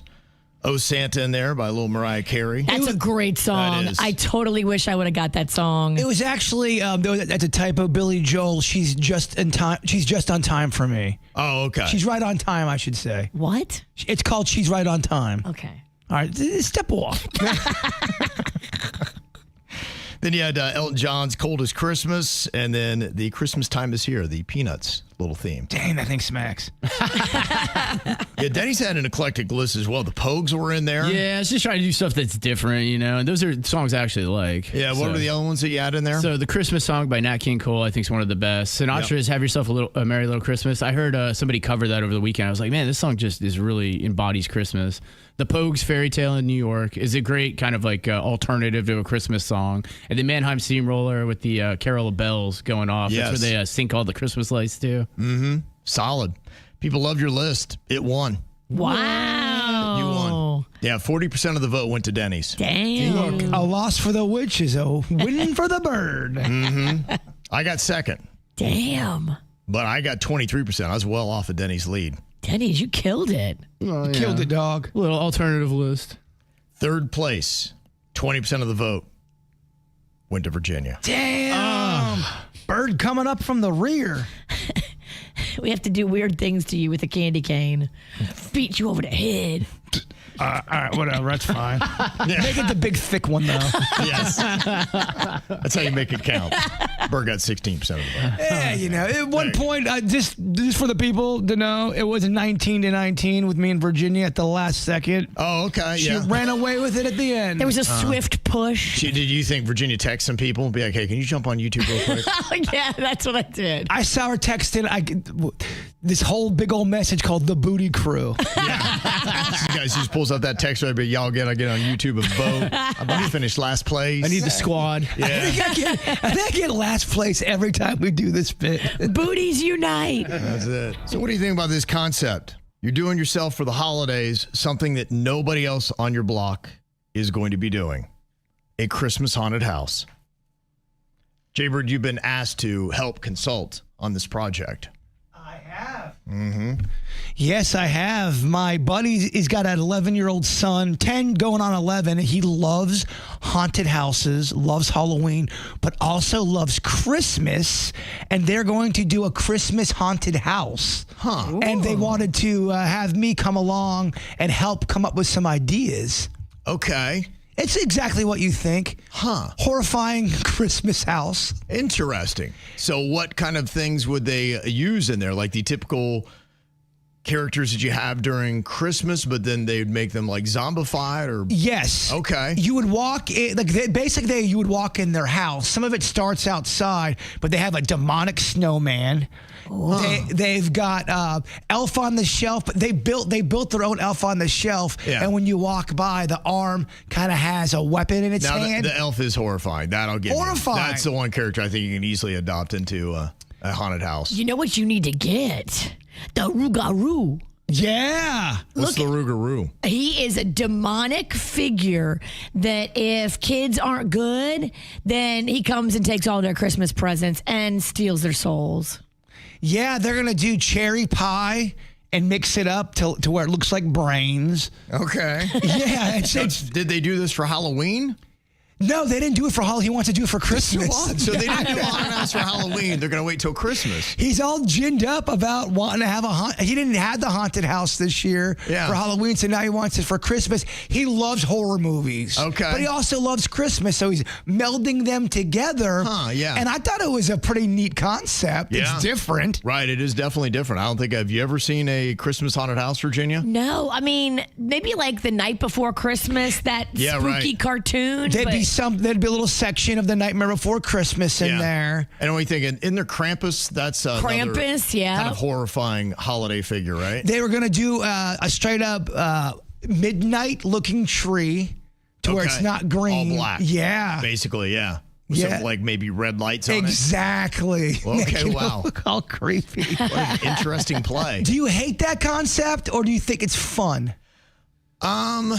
I would not go down that path, but I mean, I'm not a big horror guy, so that's not my thing anyway. It's not for you. It's not for me. Yeah. You think there's a market for it though? I think your friend and his family and their friends will love it. Mm-hmm. Yeah, I mean, I said, does a Christmas haunted house work? And 54% of people said yes. So those are my people. Yeah, it's kind of, a majority of people they love it. Yeah, instead of putting a star or an angel on top of the tree, you put something horrifying. Satan. I know they have a Freddy Krueger doll. They've got all kind of little monsters they could put up there. Yeah, the whole family likes horror. It's kind of fascinating because they've had Silent Night, Deadly Night. Was that a horror movie that was kind of around Christmas? Oh, it is. Yes, okay. They made a few of them. Right. So there are some people that like mixing those two together. There's a Tales from the Crypt episode that's amazing, and it might be too early to talk about it. It's kind of creepy. Okay. And I'm not trying to freak out kids. Freak out the kids on their way to school. Yeah. Okay.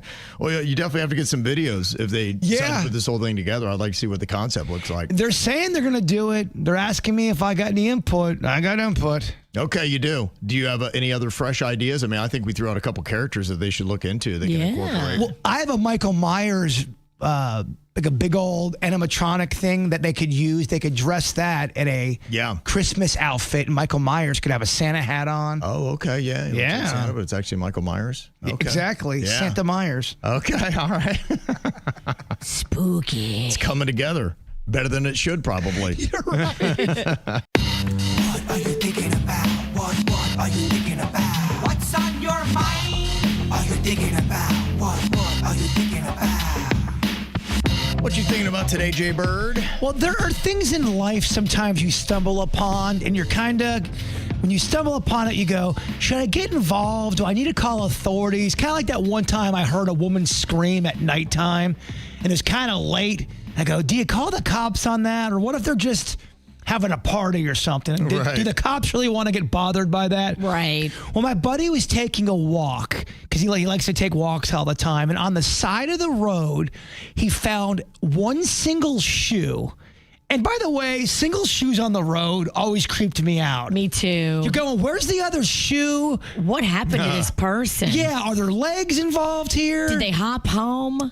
It just, there's a story there, and I would like to know the story. So he's walking, and he sees this shoe on the side of the road, kind of by the sidewalk, and he couldn't tell for sure, but it looked like there was blood on it. Oh, no. Yeah, so it's a shoe covered in what looks like blood, and he's kind of going, do I need to call the cops about this, or do I not even get involved? It's probably not blood. It could be chocolate syrup. I mean, you definitely don't call the cops because somebody could have, got into a bicycle accident and hurt themselves and left Or somebody the could shoe. have just thrown it out of a car window or just dropped it, or Yeah. could have been somebody that was homeless that fell out of their bag. That's a time not to call it. So if you okay, what if you found a shoe and it had some bone sticking out of it? Guys, hello? I'm thinking. I was letting Virginia take it. You froze her in her tracks. I hate when I shut down the show completely. Is it human or animal?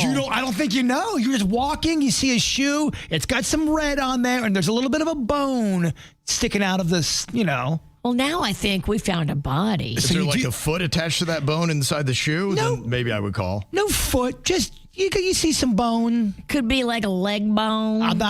I'm telling you what you see. I don't know. For that one, I might call. You do call. Because if I think that I have unearthed a grave, I'm not going to touch it. I see a shoe and a bone. I think that maybe a person is buried there. Well, even after Denny's found that one dead body, Denny's dad found a dead body outside of his living area where he could see it from his window. Yeah. And he kind of got to feel like he was on the suspect list after he called the cops. Well, yeah, because they want to know, okay, how are you the first guy that found this? They want to make sure you're not the guy that put it there. And I always wonder, when cops show up to a scene and it's a jogger, I found this body over here, do they automatically look at that jogger going, you're on the list, buddy. I don't want you leaving. You have to be on the list. Don't you see how that could maybe not have people call that in? They don't want to get involved. I mean, especially shady people, but I don't got nothing to hide. I know whenever I murder people, I never call it in. I think you'd be the best murderer. Me too. The eyes. All right, so we don't call if there's blood, but we do call if there's bone. I can rest easy tonight. Yeah. Just don't lose a shoe and a bone. What's on your mind, Virginia? Well, I just told you I'm going to be going up to Tennessee and Kentucky for like the New Year's Eve kind of time. Mm-hmm. I want to go see my grandma. Mm-hmm. I love her. I miss her. And she's 101, about to be 102. So I think I should take every chance I can to spend time with her. But I got to bring Rocco with me because his dad has to work. Oh, okay. And you don't leave that kid at home alone? No. That's when he finally finishes building his rocket. Yeah. Yeah, right. So Rocco is very upset. Like, he doesn't want to leave his dad for 7 days. It's going to be 7 days that we're going to be on this road trip. But he's not pumped to be with his mom for a whole week? No. Okay. I mean, yeah. we get it, Rocco. There's a time limit. Rocco does love his father. Yeah, I mean, I've seen it firsthand. You picked up Rocco one time, and you said we had to go to Clematis to do some kind of errand because I was with you. He's like, I don't want to go to Clematis. And then you go, but your dad's going to be there. And he goes, F yeah! But he really said the word. He is daddy's boy. That's cute. So it's adorable. I love it. I support it. But I just got to try to figure out how to talk him into it. So he was in tears tears last night. Yeah.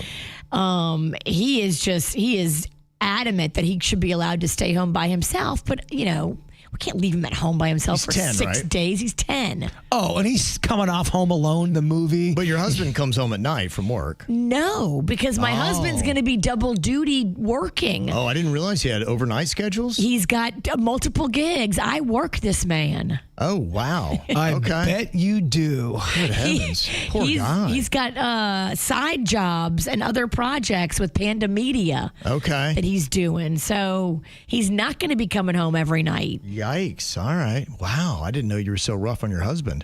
Every time he leaves the room, everybody says, that poor bastard. Yeah. Everybody needs to be a little rough on their husband. That's not my wife. That's not an alarm. Yeah, see, I told you.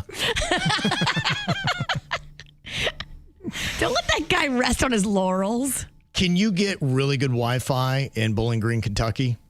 Yes, my Okay, dad good. has Wi-Fi. My sister has Wi-Fi. In my small hometown, you cannot. He would hate my hometown. That would drive him crazy. Really, Logan? You can't get it? I know it's a shocker, right? Yeah. I think they're still on dial-up. They got that hillbilly fax machine dial Yeah, up. they do. Yeah, they do. You're not plugged in. He would hate that. So, yeah, any advice you can give me on how to warm Rocco up to this trip? I mean, I'm doing everything. Yeah, and find every little thing he likes. I promised him a make good to the Capybara Cafe on the way St. Augustine. up. Okay. It's already booked. Does Rocco like games, road trip games, I Spy? Loves it. Who's driving the murderer's car? I don't know if he would love the murderer game. I I gotcha. never played that game. Yeah, he's kind of driving around. Go, that person's definitely a murderer. Interesting game.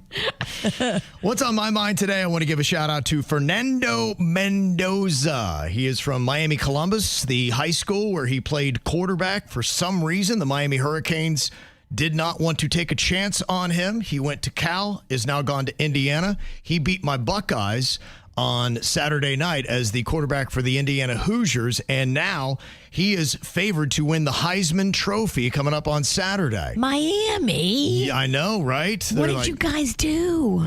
might want to do a better job of evaluation in South Florida talent. They let one get away. Embarrassing. I trust me, right now they would much rather have Fernando Mendoza than what they got.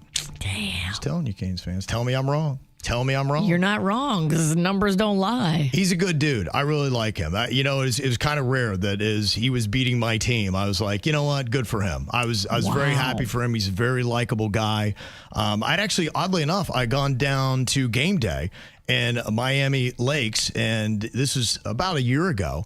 And I was down there talking to the owner of the club, and he was talking about Miami Columbus. You know me, I love high school football. I was You like, do. The facilities they have and blah, blah, blah. He's like, yeah, my cousin Fernando was the quarterback there. He's at Cal now. I'm like, Fernando Mendoza? He's like, yeah. So that's his cousin. Wow. So, yeah. Look at you all connected with facts. Yeah, so I saw that. I'm like, well, I'm going to root for him. And he went to Indiana, so I've been pulling for him all year long. So to see him, do what he's doing and, because he was overlooked by the Canes. I think they should have tried to grab him, and they did not. And, it's kind of cool. He actually got to play the Canes when he played for Cal, and he was great. Oh, he probably shoved it up there. You know what? That's the first time I noticed. I'm like, how did this guy get out of Miami? He came out to make a point. Yes. That's what you got to do sometimes. Yeah. People think you can't do it.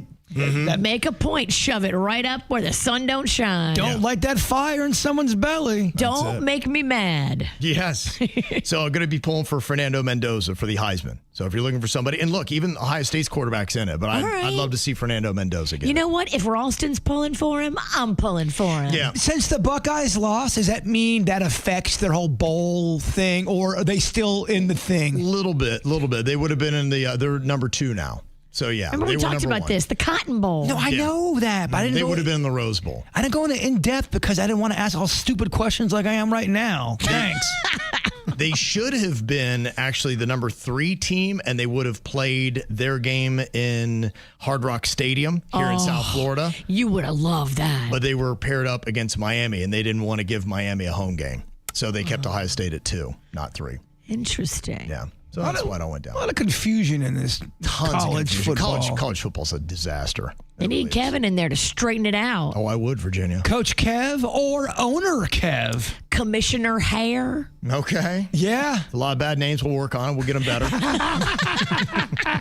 Needs a little time. You need some tag-alongs? You need some backup? A cabinet, if you will? No. Yeah. We should end this bit. Whoa, you say you got a buddy that's got a little problem with his wife's spending, Jbird. Now, this isn't anything that's too out of the ordinary. We have this all the time. In fact, one of the top reasons, if not number one, for divorce in America is finances and the decisions that they make with their money. She is slinging it at a church. So they both go to church together. He kind of does it more for her to be supportive. She's really into the church. I wouldn't say he is like her. I mean, I think he likes it, but he's not over the top with how she is. Yep. She's involved in all of the meetings. She's just in the world of church, and it's gotten to a point now she's giving a ton of money to the church to the point where she's reaching out from their savings, and he's going, what the hell, not intended, because hell and church shouldn't go together. Yes, okay. But Yeah. he's at a point where he feels like she's brainwashed, that the church, she listens to the church and not him anymore, and it's getting to a point where he feels like he's losing his wife and his money. Damn. Yeah. He needs to go to a little therapy. They've tried that. She doesn't really want to do therapy. She says her therapy is the church. Well, this woman might not be someone you want to stay with then, because we don't make financial decisions as an island. If we have a savings account that both of us have contributed to, and that's our nest egg, we decide together how that savings account gets spent. If one person is making rogue decisions about group money, that person is no longer married to me. Well, I think he does not want a divorce. They have a child. They have one child together. Yeah. So he wants to try to make this work, but nothing he's saying or doing is getting through to her, and it's getting worse by the month, where he's seeing his savings go down. This is bad. And he's the breadwinner. She does not respect him. She doesn't respect what he's saying. He has to change it up. It's very easy to open a new bank account and change your direct deposit to go into a different account. It's your check. It's your money. If you don't want to share it with her, you don't have to. And I think it's all kind of coming to a head now. He's realizing just how bad it is, and he's kind of waking up to it, and he's just saying, I don't know what to do. And that always scares me. If you're married and one of your significant other starts to go down this path that you don't even recognize. You got to make big decisions like this together. She's not, though. Your savings account is something that both of you have to sign off on withdrawals from. But what happens if you are in that situation and you talk to your mate, you've tried to do therapy, you've tried to do everything, and they are just ignoring you? You open a new bank account and change the direct deposit. Yeah, if he's a breadwinner, that's what I would do. That for the finances, that would happen. And you could actually go to her minister and talk to him, because she's doing stuff that the minister would be like, don't do that. Unless he likes it. Well, then if you have a minister that's saying that, then she's in a bad church, and then you need to. There's going to be a lot of stuff that I could have him. I'll give him verses, honestly, from the Bible about that would refute anything she's trying to say about spending all their mutual money. Now, there is something about giving and how much and this and that, but the above and beyond and just draining your bank account, giving it to a church, there's nothing biblical about that. He's cool with giving some charity. I think what's happening, everything and all the information he's got, it's all kind of coming to a head now. And like you said, he is starting to feel that the church is pressuring her to give more money. What church is it? I can't say that. It could be. Look, all churches are not created equal. No. There's unfortunately a lot. I hate it. I mean, I've grown up in the church, and I'm very religious now. And I see it. One of my best friends is a pastor, and so I get it. There unfortunately are a lot of crooked people that do evil things in the name of Jesus, and they're not led by Jesus. And so, amen, Kevin, preach. Yeah, that's why you got to really lean into the Bible first and what is going on there. But any reputable minister would hear this situation. It is, as she is wrecking the marriage, she's taking the lead on finances in the family. That's not biblical. And to go against your spouse and all this, that's not biblical. So a good minister would say, hey, we appreciate your charity, but you need to preserve your marriage. Jesus would prefer that rather than you drain your bank account. He did mention that he's starting to feel that the minister is almost pushing this. The minister might be diabolical. Yeah. Well, I mean, it's happened before. He's going to take your money, and next he's going to take your wife. Yeah. Oh, my gosh. She's probably hooking up with him. All right, let's not make it Some ministers have done some of the worst things you could ever imagine. So, yeah, just because somebody's a minister. Yeah. Before you and my congregation. Please forgive me. I know not what I've done. Yeah. Are you doing Jimmy Swagger? I am. It's an old reference, kids. Giving should be something you want to do from your heart. If a church is leaning on you too much about and making you feel like you have to give and giving you an attitude about it, then that's not the right church. Have you seen that before, being in this world where you've seen kind of a snaky, sneaky priest or minister? Not from any of the churches necessarily that I've gone to, but yeah, I mean, I've seen it. I know all the stories, and, having some pastor friends, look, it's like with anything else, I mean, they're human. They're flawed. They get in it. And sometimes you get to almost celebrity status in the pastor world. You kind of lose yourself. And there have been a lot of guys that have fallen. And, a lot of people say the devil really comes at you because they love nothing more than to take down a minister. And so there's a lot of people that also just go into the field to rob people because they prey on their weaknesses. And, you got to hope that you've got somebody that's truly being led by God that is in there. And if they're not, I mean, there's a lot of snakes that are in churches. Yeah, so, and don't blame the church. It's not that person's fault. It's not the God's person's fault. Yeah, blame that because people are like, well, that's why I don't go to church. Well, it's like it's not the church. You got to find a good church. A church is not going to do that kind of stuff. And if they start doing side stuff like that, get out of that church. There's a lot of bad churches too. So yeah, he's definitely got a problem. And if it's a good pastor, he would talk to her and be like, slow your roll. It's the KVJ Dirt of the Day. It's the KVJ Dirt of the Day. Virginia, take it away. Because we need that Dirt of the Day. This Dirt of the Day is brought to you by my new closet designers, Closets by Design. Well, there are a bowl full of Diddy nuggets today. The new Sean Combs' The Reckoning docuseries just came out on Netflix. Finally, last night, I sat down and me and Panda watched episode 1 of it. And wow, it is better than I thought it would be. You were loving it. I love it. It's so old school. It's such a historical piece. I learned so much about the early days of Diddy, starting from when he was like 4 and 5 years old. Stuff about his parents I had no idea His about. dad was a gangster, right? His dad was a gangster. His dad died when he was a baby, when Diddy was little. Okay. And his mom raised him, and his mom was not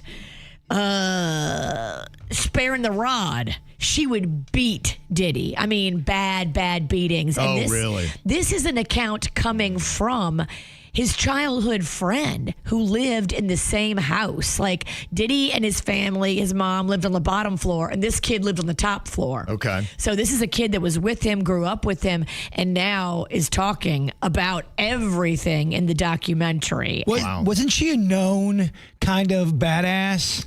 Yeah, his mom, I think what they were saying, without saying, was she would put the kids in the car and they would go on drug runs in Harlem. That's what they would do. Like, they would be stopping here, stopping there, and you never really knew why you were stopping. But, okay, the kid's in the car, we'll keep the car running. Mama's got to go do a little business here and there. You might be surprised, but I guess Janice Combs, Diddy's mom, is not a big fan of this. I can imagine she's not a big fan. She said it falsely portrays her as an abusive parent and insists she worked multiple jobs to raise Diddy with love and hard work. And she also denies an allegation from Kirk Burroughs, a former Bad Boy executive, that Diddy slapped her after the 1991 City College tragedy, calling it false and outrageous. So, I mean, multiple people are saying that she hit Diddy really bad, beatings when he was young, beatings.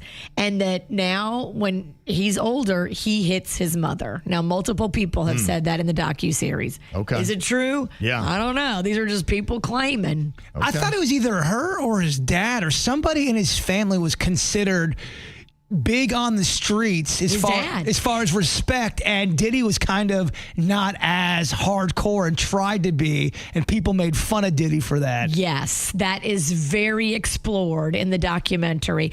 You find out about his upbringing, his schooling. Diddy was soft. He was soft. And Diddy was not a gangster. And they sensed that. Diddy wanted to be a gangster. Yes. He's a little goofy, and they used to call him out for that. Well, what's interesting is just how the lines are starting to divide. And some people are not necessarily behind Diddy, but they're saying 50 Cent's over here pointing a big spotlight on Diddy. Ja Rule is, saying he's not necessarily a good dude himself. He said that 50 was accused of kicking an ex-girlfriend, Daphne Joy, and damaging her property. And then 50 later pled no contest to vandalism, receiving probation, a whole bunch of other stuff that was on there. He also posted allegations from Tatted Up Holly and Joy's later claims, which were removed after a defamation suit against 50. But he's saying, 50's got his own court cases. If you want to put together a documentary on 50 Cent, it would be maybe not Diddy, but there'd be a lot there. There's not going to be nearly the amount of material that you've got with Diddy as we are seeing behind the curtain. Like, whoa. The most damning things that I saw last night are Diddy being Diddy. It's video of him just tirades, just yelling, screaming, kind of violent. like the Cassidy video where he kind of got caught and you got to see it and you're like, whoa, he is capable of doing this. Kind of like the Cassie video. That video is next level bad. Next level. But you could take anybody and make a hit piece on him. If I wanted to do a hit piece on our sweet producer Denny's, I could make him look like the devil. That would be the funniest hit piece. If you did a hit piece on Denny's. That would be pretty fun. It's such a big project, but man, that sounds fun. You could really do it. You could. If you had like 12 free hours, which you don't. Here's Marlon Wayans sounding in on the whole Diddy situation. I think, look, 50 and Puff have a long-term beef. It's personal. It's between. People are saying 50's wrong for doing it, but 50's right for doing it. It's divided. It's between him and Puff. And before it's between him and Puff, it's between both of them and God. Just the way Puff is down on his luck and 50's kicking a man when he's down. God is going to. If 50 ever luck turn up on 50, that you got to be careful what you put out. There's a karma to every action that you do. Very close to the situation. But you can create any narrative as a producer and as a director and as a storyteller. I can create a narrative. Oh, yeah, Denny's. I don't know. The most damning video is Diddy being Diddy. That's not a narrative. You are seeing the man on video being himself. I believe that. Producer Denny's hates cats, and I'm going to explore that in the new Did Denny's Do It? I think he does. Before Kevin comes in here in the morning, I saw Denny's one time fart on his microphone. Okay, I'm going to interview you. I'll do I'll change your voice. I'll put the little blur on you. Oh, when I first came in here, I saw Denny's fart in Kevin's microphone. You've also got, I guess, some audio of 50 talking about keeping Diddy in prison. Yes, kind of why he's doing it. You guys don't need to worry about me getting revenge from Diddy. I've got 3 moves that make sure he'll never be able to come after me or my family. First, I personally reached out to the victims' legal teams. The real reason he's not getting out is those buried cases behind the scenes. I provided legal funding for 7 victims who had been silent for years and brought in the top criminal attorneys in the country. Second, I bought up every potential post-release business deal he had lined up. I planned just 2 years in advance, and by the time he got sentenced and still had hope of getting out, every partner had already cut ties with him. Third, I don't just have evidence, I've got backups. This is an entire minefield that's been buried for 20 years. I uncovered every secret from the last 30 years. With testimonies from the victims, we interviewed over a dozen people he tricked, threatened, or violated. You think that's harsh? No. He destroyed other people's lives for decades. Okay. Yeah, He's defending it. I think Diddy's a scumbag. Mm-hmm. But what can you prove? Yeah. Well, we'll see. Yeah, that's the thing. What can you prove? Could he get to something that they could try Diddy again? That'd be amazing. It's crazy, but I mean, I guess anything's possible. Well, if it's a new crime, couldn't they try him again? Absolutely. Yeah. The double jeopardy. I mean, he's already been in for that. I mean, you wouldn't get him on the same crimes. But like I'd said, I did not feel satisfied because they didn't even go after some of the stuff that we had heard. All these, when the Diddy stuff broke, it was, is he involved in all these hits and all this kind of stuff? And that's what I would love to see. If 50 Cent could get to the bottom of that, yeah, they could. They haven't even tried the charges on that. The one of the more fascinating things I saw last night was the fact that Biggie and Tupac were friends. Tupac loved Biggie. They were really good friends before Diddy got involved. Pac got paranoid because he thought, someone was trying to kill him. 6 shots, he took it and smiled. Come on now. It was Diddy. Is it 6 shots or 5 shots? 6 shots. The chat room helped me out. Is it 5 shots or 6 shots when it comes to Tupac? And a little good nugget for you here. I was so happy to see this. We all heard about James Van Der Beek and how the star of Dawson's Creek is battling cancer. He did have a little auction and sell a bunch of memorabilia from not just Dawson's Creek, but also Varsity Blues. He made almost $50,000 to put towards his cancer battle. So that was good for him. That was good. And that's what's going on in your dirt. Okay, these are the biggest movies from different years. I'm going to put Virginia and Jbird to the test to see if they can name the exact year that the movie came out. To get a point, you have to be dead on. Uh-oh. Yes. Ruh-roh. Can I go second and he goes first every time? I'm going to go back and forth. Oh, damn it. Try to keep it fair. Damn it. In fact, what I'm going to do is I'm going to have you guys write it down. Okay. You might do all right. Mm-hmm. That way you're not playing off of the other person. I love to play off of this with him because he knows more about these movies. Okay, we'll see. Anytime I try to brag and talk trash, I always go down in a just blazing fire. First movie I'm going to give you is Black Panther. What year did that come out? Write that year down. I'm going to start with you, Virginia. What year did you write down for Black Panther? What year did that come out? Only talk about 2020. 2020. Jbird, what do you think? Only talking about 2017. Okay, you are both wrong. It's 2018. Damn it, I knew it. Mm-hmm. You may not get as skunked as you think here, Virginia. All right. Maybe you'll do all right. You're going to get skunked. Toy Story 3 was the top movie of what year? Toy Story 3. Top movie of what year? What did you write down, Jbird? Only talking about 2014. 2014. What did you write down, Virginia? 2021. 2021 for Toy Story 3. You're both wrong. It's 2010. 2010. 2010. Okay, I see how this bit's going to go. Okay. This is hard. Not going great so far. Okay, what about the movie The Lion King? What year did that movie come out? It was the top movie of what year? The Lion King. From the sky, gonna fly. Okay. Virginia, what did you write down? I wrote down 2005. Okay. Jbird, what did you write down? 1992. 1992, you are both wrong. 93. Nope. 91. 94. Yep. 94? 1994. Yeah. That's when that one came out. Okay. Tell me, what year did The Dark Knight come out? Batman The Dark Knight. What year was that the number one movie in America? Which actor was that? It was Christian Bale as Batman. Okay. It's when they had the Joker. It's so big. Okay, Jbird, what did you write down? 2007. Virginia, what is your answer? Only talk about 2012. 2012. You are both wrong. It's 2008. I almost know. How many have we got right? None. None. No one has a point yet. I've danced between two. That doesn't get you anything, though, Bird. Nothing. Nothing.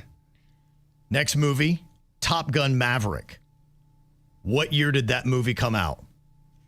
Top Gun Maverick. It was the number one movie in America this year. What is that year? All right, Virginia, what is your guess? Wait, hold on. I'm trying to remember.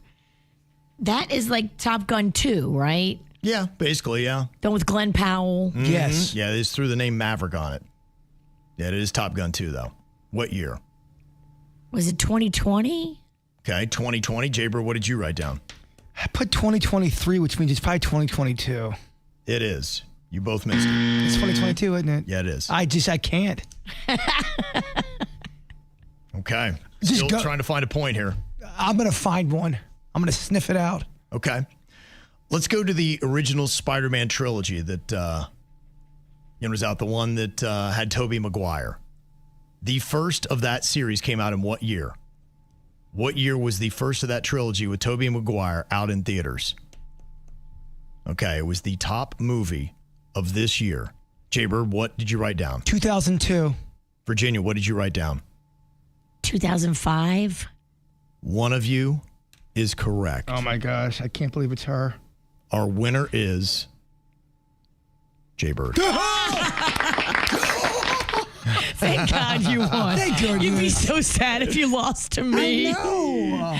Every single story comes out about kids and social media. It's never favorable. It's never like, man, you got to get your kids more on social media. It's always like, oh my gosh, you're ruining your children. And if you've got a kid with attention deficit disorder, they are now finding that social media is really wrecking that. Pretty bad. They say that social media use damages concentration and may fuel rising ADHD diagnosis as it's out there. They say children, they notice, spend about 1.4 hours daily on social media. And that increases from 30 minutes at age 9 to 2.5 hours by age 13. That's where it really escalates. And by age 13, forget about it. That's what they're doing. The YouTube is what is really dominant in my house. Mm-hmm. I don't consider that like the same as like a Facebook or an Instagram, but I know it all falls under the same category. Yeah, it depends upon what they do. And I look at YouTube a little bit different. I know you could call it a social media platform, but it's not completely based on super fast videos, where your TikTok definitely is, Snapchat is, and Instagram typically has shorter videos. They do, though. I mean, a lot of them do kind of have the same type of thing. Even on your shorts, it's designed like a TikTok, where you're scrolling through quick little. There's times where I think I'm on TikTok and I realize I'm on YouTube, and it's that same kind of stuff. They're all kind of following somewhat the same model. Yeah, so I guess probably everything is out there that you should watch, even your YouTube. So if they're really doing the shorts. Especially your YouTube. Sometimes I just take Rocco's phone and I'm like, go outside. Just no nothing, no electronics. Just go play. Well, you know, these are just the things, and I it should be really, everybody should understand this. I shouldn't have to even say this, but if you are noticing any changes in your kids, there's a really good chance that culprit could be social media. They say the ADHD diagnosis among children rose from 9.5% in 2003 to 2007 to 11.3% in 2020 to 2022. Because that quick swiping and watching and swiping and watching and swiping and watch, that's retraining their brain to not be able to focus on something and give it attention. It is messing with their little brain. I remember something happened that when I read it, it's a long time ago, and I said, I think this is going to start turning south. There was somebody on, and I want to say it was even MySpace, or maybe when Facebook just started going, there was this girl who listens to our show, and she was blasting some guy that she knows and saying he had all of these diseases and STDs and really put him on blast. Now, you don't know if it's real or not, but the fact that she put it out there and the whole thread blew up, I'm going, people are going to start calling people out. It's going to get ugly. It's going to get weird. It's going to mess with people's psyches. Yes. I mean, it almost is starting to remind me a little bit, because I'm old enough. I remember as a child, you kind of knew that smoking was not good for you, but still a lot of people were doing it. I almost wonder if that's going to follow the same parallel as social media, because we're all, I'm saying this, and it'd be like 50 years ago, somebody's like, you know what, smoking's bad for you. You'd be like, duh, but everybody's still doing it. I feel like we're at the same place with social media. And then, you know, throughout the years, people said, what am I doing? I'm killing myself early. This is not adding any benefit to my life. It's costing me a ton of money. Like, why do I keep going back to this thing I know is bad for me? And in a sense, that's why I keep beating the drum, because, you know, we're getting all these studies. Every study that comes out about social media, it's wrecking you. I mean, there are things about, I got stories here, just a line of them. Young adults getting off social media and how it's great for their mental health. You know, it just goes in about that. Anxiety symptoms dropped 16%. Depression fell 25%. Insomnia decreased 15%. I mean, you're just seeing it's study after study, story after story, and yet what do we do all day long? We keep going back to it. Well, I was even doing some research of just, because I love body cam stuff. They're very wickedly popular right now. And I was just kind of asking, if you watch too much of that body cam stuff, does it affect you psychologically? And all reports say too much of that stuff can absolutely screw with your sleeping, yes, can screw with your thought process. All of it. Because because you start to subconsciously think the entire world is a body cam, and it's not. Yeah. I think we're starting to understand where you'd come in, Virginia, talking about brain hacking. That was something probably 20 years ago. We weren't talking much about it, didn't think of it. But because of social media now, we understand how these things work. And we realize our brains, like anything else, can be hacked, can be trained. Manipulated. Not for the good. Not for the good, for the worse. And you can change the way you're able to process real life because of the time you spend in front of that little screen. You get overloaded. Yeah. The crazy thing is, one thing that's starting to pop up now is digital detox camps for children and teens. Parents are saying that they've tried time limits, parental control apps, and endless negotiations. And they're saying even after trying all those things, it's still not effective. And they're still battling to the point where they're willing to try something else. And I guess this is the last resort, is a digital detox camp for their kids. Rehab. Yep. Well, we've never been this connected. I mean, nobody can hide anymore. You're right. You can't hide out. Someone can always find you. And the thing that's kind of cool about this that really we should be doing is pointing our kids to activities where they're moving their body and hopefully getting outside. And that's really what these digital detox camps are about. There's no phones, no apps, no TikTok. They just go out and do real world activities. Kind of stuff like what we probably used to do in a summer camp before we had social media. Yeah. What's an activity? What they should be doing. All that is like kid stuff that kids have gotten away from. At least that Pokemon Go got you out of the house. True. Yeah, you're right. Yeah, you're right. They say a lot of these digital detox camps now have wait lists stretching months long, and it can cost thousands of dollars to send your kid, but parents are so willing to do it. It's insane how we've gotten to this point. So, the first thing is about when you give your kid a device. That is the first thing. I know we always have that debate and connection, and that's still the big argument is I want my kid to be able to be connected. But it's almost just feeling like now we just need to get kid phones completely and don't have anything where your kid can have a smartphone and be connected. And I understand. I get it. We're worried about the youth. I'm also afraid and worried about the adults because they're not handling social media very well either. No, kids and grown-ups are not keeping it together. I have seen adults turn quite depressed because they cannot log off the computer. Yeah. They say 62% of people suffer from repeated digital exhaustion. Dang. I am there. I am one of the 62%. Constant notifications is the top cause, 24%, followed by social media overload at 23%. Also, too, there's just a pissy attitude on social media that's not...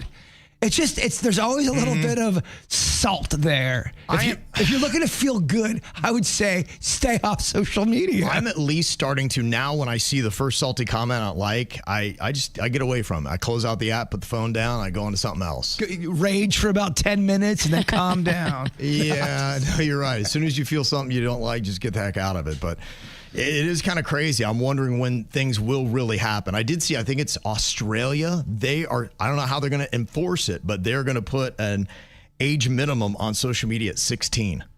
You will not be able to get on social media. I think they're trying to figure out how to hold these social platforms accountable if any kids in Australia under the age of 16 get on them. YouTube has that. I mean, we do have some enforcement, I know, because my son Rocco lied and said he was 30. No, and YouTube figured it out and then kicked him off. And damn it, he had all of our home security system hooked up through his YouTube and Google account where he was lying that he was 30. And then he got booted. He got booted, and then I got booted off my home security. It was a nightmare to try to reset up. Oh, Kevin. He went too big. 30 was too big. 30 was too big. 30 was too big. What are you doing, dog? Unbelievable. You're at the age where you have children. What are we doing, Rocco? It might have been his fault, but still, the reaction, that's what's key here. Jbird, you had a run-in with somebody in a parking lot, and oddly enough, you knew who they were. You don't think they knew who you were. Well, I actually did not know who they were because so here's what happened. I was in the Publix parking lot. Something happened, and I do not know what happened. I don't know if I cut somebody off by accident. I didn't think I did anything wrong. Then all of a sudden, this car pulls up to me and is screaming at me. I mean, bloody murder. And I'm like, I didn't want to get involved. Isn't this your first day back driving again? It is. So every day one behind the wheel. menace to society. I'm a little rusty on the road. Some people belong in the back seat. You weren't there. You don't even know what happened. I already know. You did something. You weren't paying attention. Okay, so now fiddling with the radio. Long story short, now they're behind me going into my neighborhood, and I'm going, oh crap, they're going to follow me to my house, and it's on. Well, here's what it was. Beef. They pulled into about 5 houses down, or maybe even more. They were my neighbor. I didn't know they were my neighbor. He didn't know I was his neighbor, and he realized we were neighbors, and then he awkwardly got out of the car and kind of like gave me this sheepish wave and walked into the house really quick, as if he kind of knew. Wow. He's like, oh, I just got mad at my neighbor. I don't want no beef on the street. He thought I was just some guy in the parking lot screaming at, and we happen to live on the same street. I wonder what you did. I mean, it was a parking lot, so I couldn't have done that much. I mean, for him to be screaming, you had to do something. How do we know that? What if he did something and he's projecting? It's true. That does happen. You don't know what it is. You don't know what it is. Well, I hate that. Well, I'll be in traffic and I'll hear somebody laying on the horn. I'm like, is it something I did? Who you can tell somebody's mad at somebody, but it's like, who was it? You can tell they're irate. Yes. But it's not like right behind you and you don't know who they're mad at. Yes. This person was irate. And then the light turned green, and then they get behind me, and then they go into my neighborhood, and they went to a different house on my street. We should go over there today and Christmas Carol. I know exactly where they live. We should go. Yes.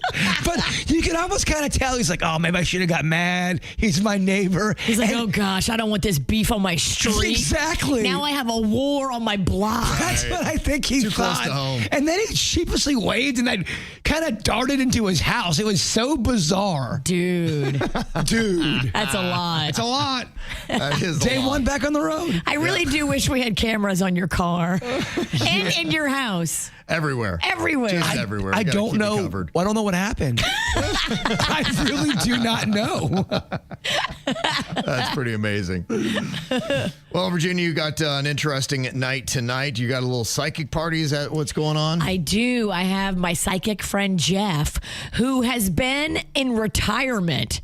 Really? He hasn't been doing psychic readings for a while because it just got to be too hard on his body and his soul. Mm-hmm. Like it took a lot out of him. Right. But he's been back in shape, and he's been, he's a dancer, so he's been. I see that. He's been dancing again. I watch his videos. So he's been feeling better, and he feels like he's up to doing more psychic stuff. And, Maddie's mom from Maddie's Fight Foundation, obviously this time of year, is going through it. Child loss is big and heavy, and she just kind of wants to connect and check in and talk to loved ones that have passed away. Now, for people that have not heard your friend Jeff on with us before, we've talked to him extensively about it and about how he got his gift and what his gift is like and how he can connect. How frequent is it? Is it every single time? What does he feel? What comes to him? I think he just kind of hears and sees visions. So, like, if you're trying to connect with somebody who's passed away and their mom's name is Debbie, like, he'll see a picture of little Debbie, like, in his brain, and he'll be like, Debbie, does that make sense? Wow. And the person will go, yes. Yeah. Like, he a lot of times doesn't know what he's looking at, but he said the spirit guides will present him with, like, a picture of little Debbie. I always loved his approach to it because it's not like he's, doing it for money. It's not kind of gag. It's like, look, if it works, it works. I can't tell you what it is. It's just what I see, and I'll give you something. And it just seems to work out when he does it. Yeah, we did a whole podcast series until it got too much for him. We did like 9 episodes. He never charged anybody for all of those readings that he did for all those families. If you want to go find it, it's on KVJ podcast. It's called Spirits Talk. So he's going to be back at it again tonight in my house, doing it for free to give, Maddie's family a little peace at the holidays. What was it that drained him? Is it the hearing the voices that drain him, or is it the emotional toll it takes? Because here you are with a mother that has lost her daughter, and she's sad during the holidays and is just looking for any kind of way to reconnect. Emotionally, that's got to be draining alone. I feel like it's so before he comes, he gets himself all worked up, and he's filled with anxiety. Yeah. And he's upset that he won't do do a good job, which is crazy because he does a good job like 90% of the time. He nails it. But all he thinks about, like most of us, is that 10% of the time that he doesn't get it right. And so he would obsess on that. But I'm like, dude, you're 90% great. If I could be 90% great at anything, that's awesome numbers.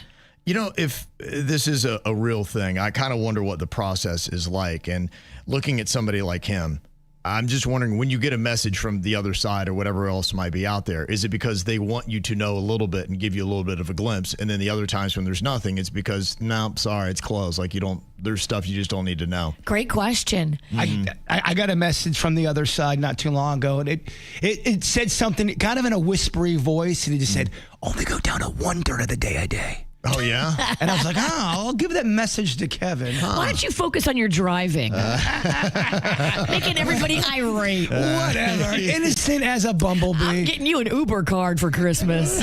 I wouldn't hate it. It's good for everybody. Yeah, you're right. Actually, that'd be the perfect gift. It really is. Yeah. David, our boss, gave us an Uber card, I think for birthday or Christmas or something. And I was like, this is an amazing gift, David. Thank you. Yeah, absolutely. Well, maybe you can use Jeff's power to help us out with this Powerball lotto that's going on. He doesn't do those. He doesn't do that. Yeah, he doesn't see like lotto numbers. Yeah, I've asked psychics about that kind of stuff before. They say that's not how they work. They get different kind of messages, and there's some areas of expertise that psychics are better at than others. Yeah. Some people can read a hand or they can do tarot cards. Some people can't do that. Well, I wonder if maybe, like I'm saying, it's selected what you get a glimpse of from the other side and what you should know and what you shouldn't know. Maybe they just say, look, we're not going to do this lottery mumbo jumbo because we'd ruin Earth. And it's greed and self-serving, too. I think, according to Jeff, when you pass on, you don't have those inclinations anymore. On this other spiritual realm, you realize the Powerball is not important. So you have spiritual bucks pretty much on the other side? I think your soul is filled with other things and money no longer matters. So I go to the vending machine and it's just snacks galore for free. I don't think you eat up there. You don't eat? That's not my heaven. Not my heaven. If you want, I'll video it tonight and make some video of Jeff and him. Yeah, it'd be interesting to see how it goes. His process. Whatever they're okay showing. Yeah, they've done it before, so I'm sure they'd be okay. I'd love to see a video. I would like to get Vicky, the psychic from Weird and Whatever, and Jeff together on a little podcast. I would too. And I'm not saying a psychic off, but it'd be nice just to hear two psychics talk about their different approach and how it all kind of came to be. He's worked with other psychics before, and he actually had a psychic mentor that helped him in the beginning, because when he first realized he had the gift, he was given this lady a pedicure, and he was like touching her feet, and he was all of a sudden like, do you know somebody named Anne? And then she just started bawling, crying. Anne, that was my mother that just died. Oh, and he was confused. He didn't know what was going on. This lady was confused because she's crying, thinking she's getting, messages from her dead mom. Wow. And Jeff went to another psychic medium, another person who specializes in talking to dead people. Mm-hmm. And that person kind of guided him and helped him and told him, okay, here's how you focus in. Here's what you can do to get better. Yeah, almost like a little coach, as you would for anybody else that's learned to shoot a basketball. You got somebody that's like, okay, here's how you do it. Exactly. When I was getting my feet worked on, I got a message, and it said, you need to clip your toenails. You do. You got them dinosaur feet. I can't bend over, Virginia. Yeah, well, what we didn't get from Jeff is the numbers for last night. They were 8, 32, 52, 56, 64, and 23. Oh, did we get one of the numbers? No, we did not. I'm gonna stay more focused in this next round. Okay. You were screaming about 39 yesterday. Is it every other day or is it every fourth day? The next drawing's on Wednesday, and then they did this one, Monday night? Okay, that sounds right. Is it twice a week? I thought it was. It might be more than that, Jbird. Yeah. Between all of them, I feel like there's something every day. Yeah, because there's a bunch of different games you can play. Yeah, I'd never play, so I have no idea. But they expect the drawing tomorrow night to be at $930 million. Dang. Cash value $429 million. Oh my gosh, I could build my tunnel. Yes. You could build 2 tunnels. Well, as Virginia is convinced I would not stay at my house if I won the lottery. I'm staying at my house. I think you would. I'm building on it, baby. He's going to go Where are you up. going to pay off everybody to give you the permits to build that tunnel? Oh, I think you'd have the money to pay the permits. Okay, you just got to find the right dirty... The shady... Yeah, councilman. And guess what? I'm going to have the loot to do so. You belong in Jupiter Farms on like 4 acres. You can tunnel to your heart's desire. Dang, that sounds fun. And do your wiffle ball. Yeah, I need some acres. And you could have a putting green. And you could have a swimming pool. This boy needs to spread out. This man needs acres. You don't want to go up. You're afraid of heights. I know, but I think I'd be okay if I built another house on top of my house. I think I'd be okay. Dude. House on top of my house. Terrible ideas. Terrible driver. Oh, I love it. We got more KVJ that is coming your way. All you have to do is stay on YouTube, or you can go over to any other platform where we are, like Twitch and Facebook, all kinds of great places to see it. And you can listen to or even watch videos on Spotify now for the KVJ show. Before we get there, Bird, if you would, wrap us up with your thought for the day. Talked a little bit about this today. Differences. Oh, yeah. Definitely. Difficulties in life are intended to make us better, not bitter. Oh, yes. The KVJ Show on 97.9 WRMF.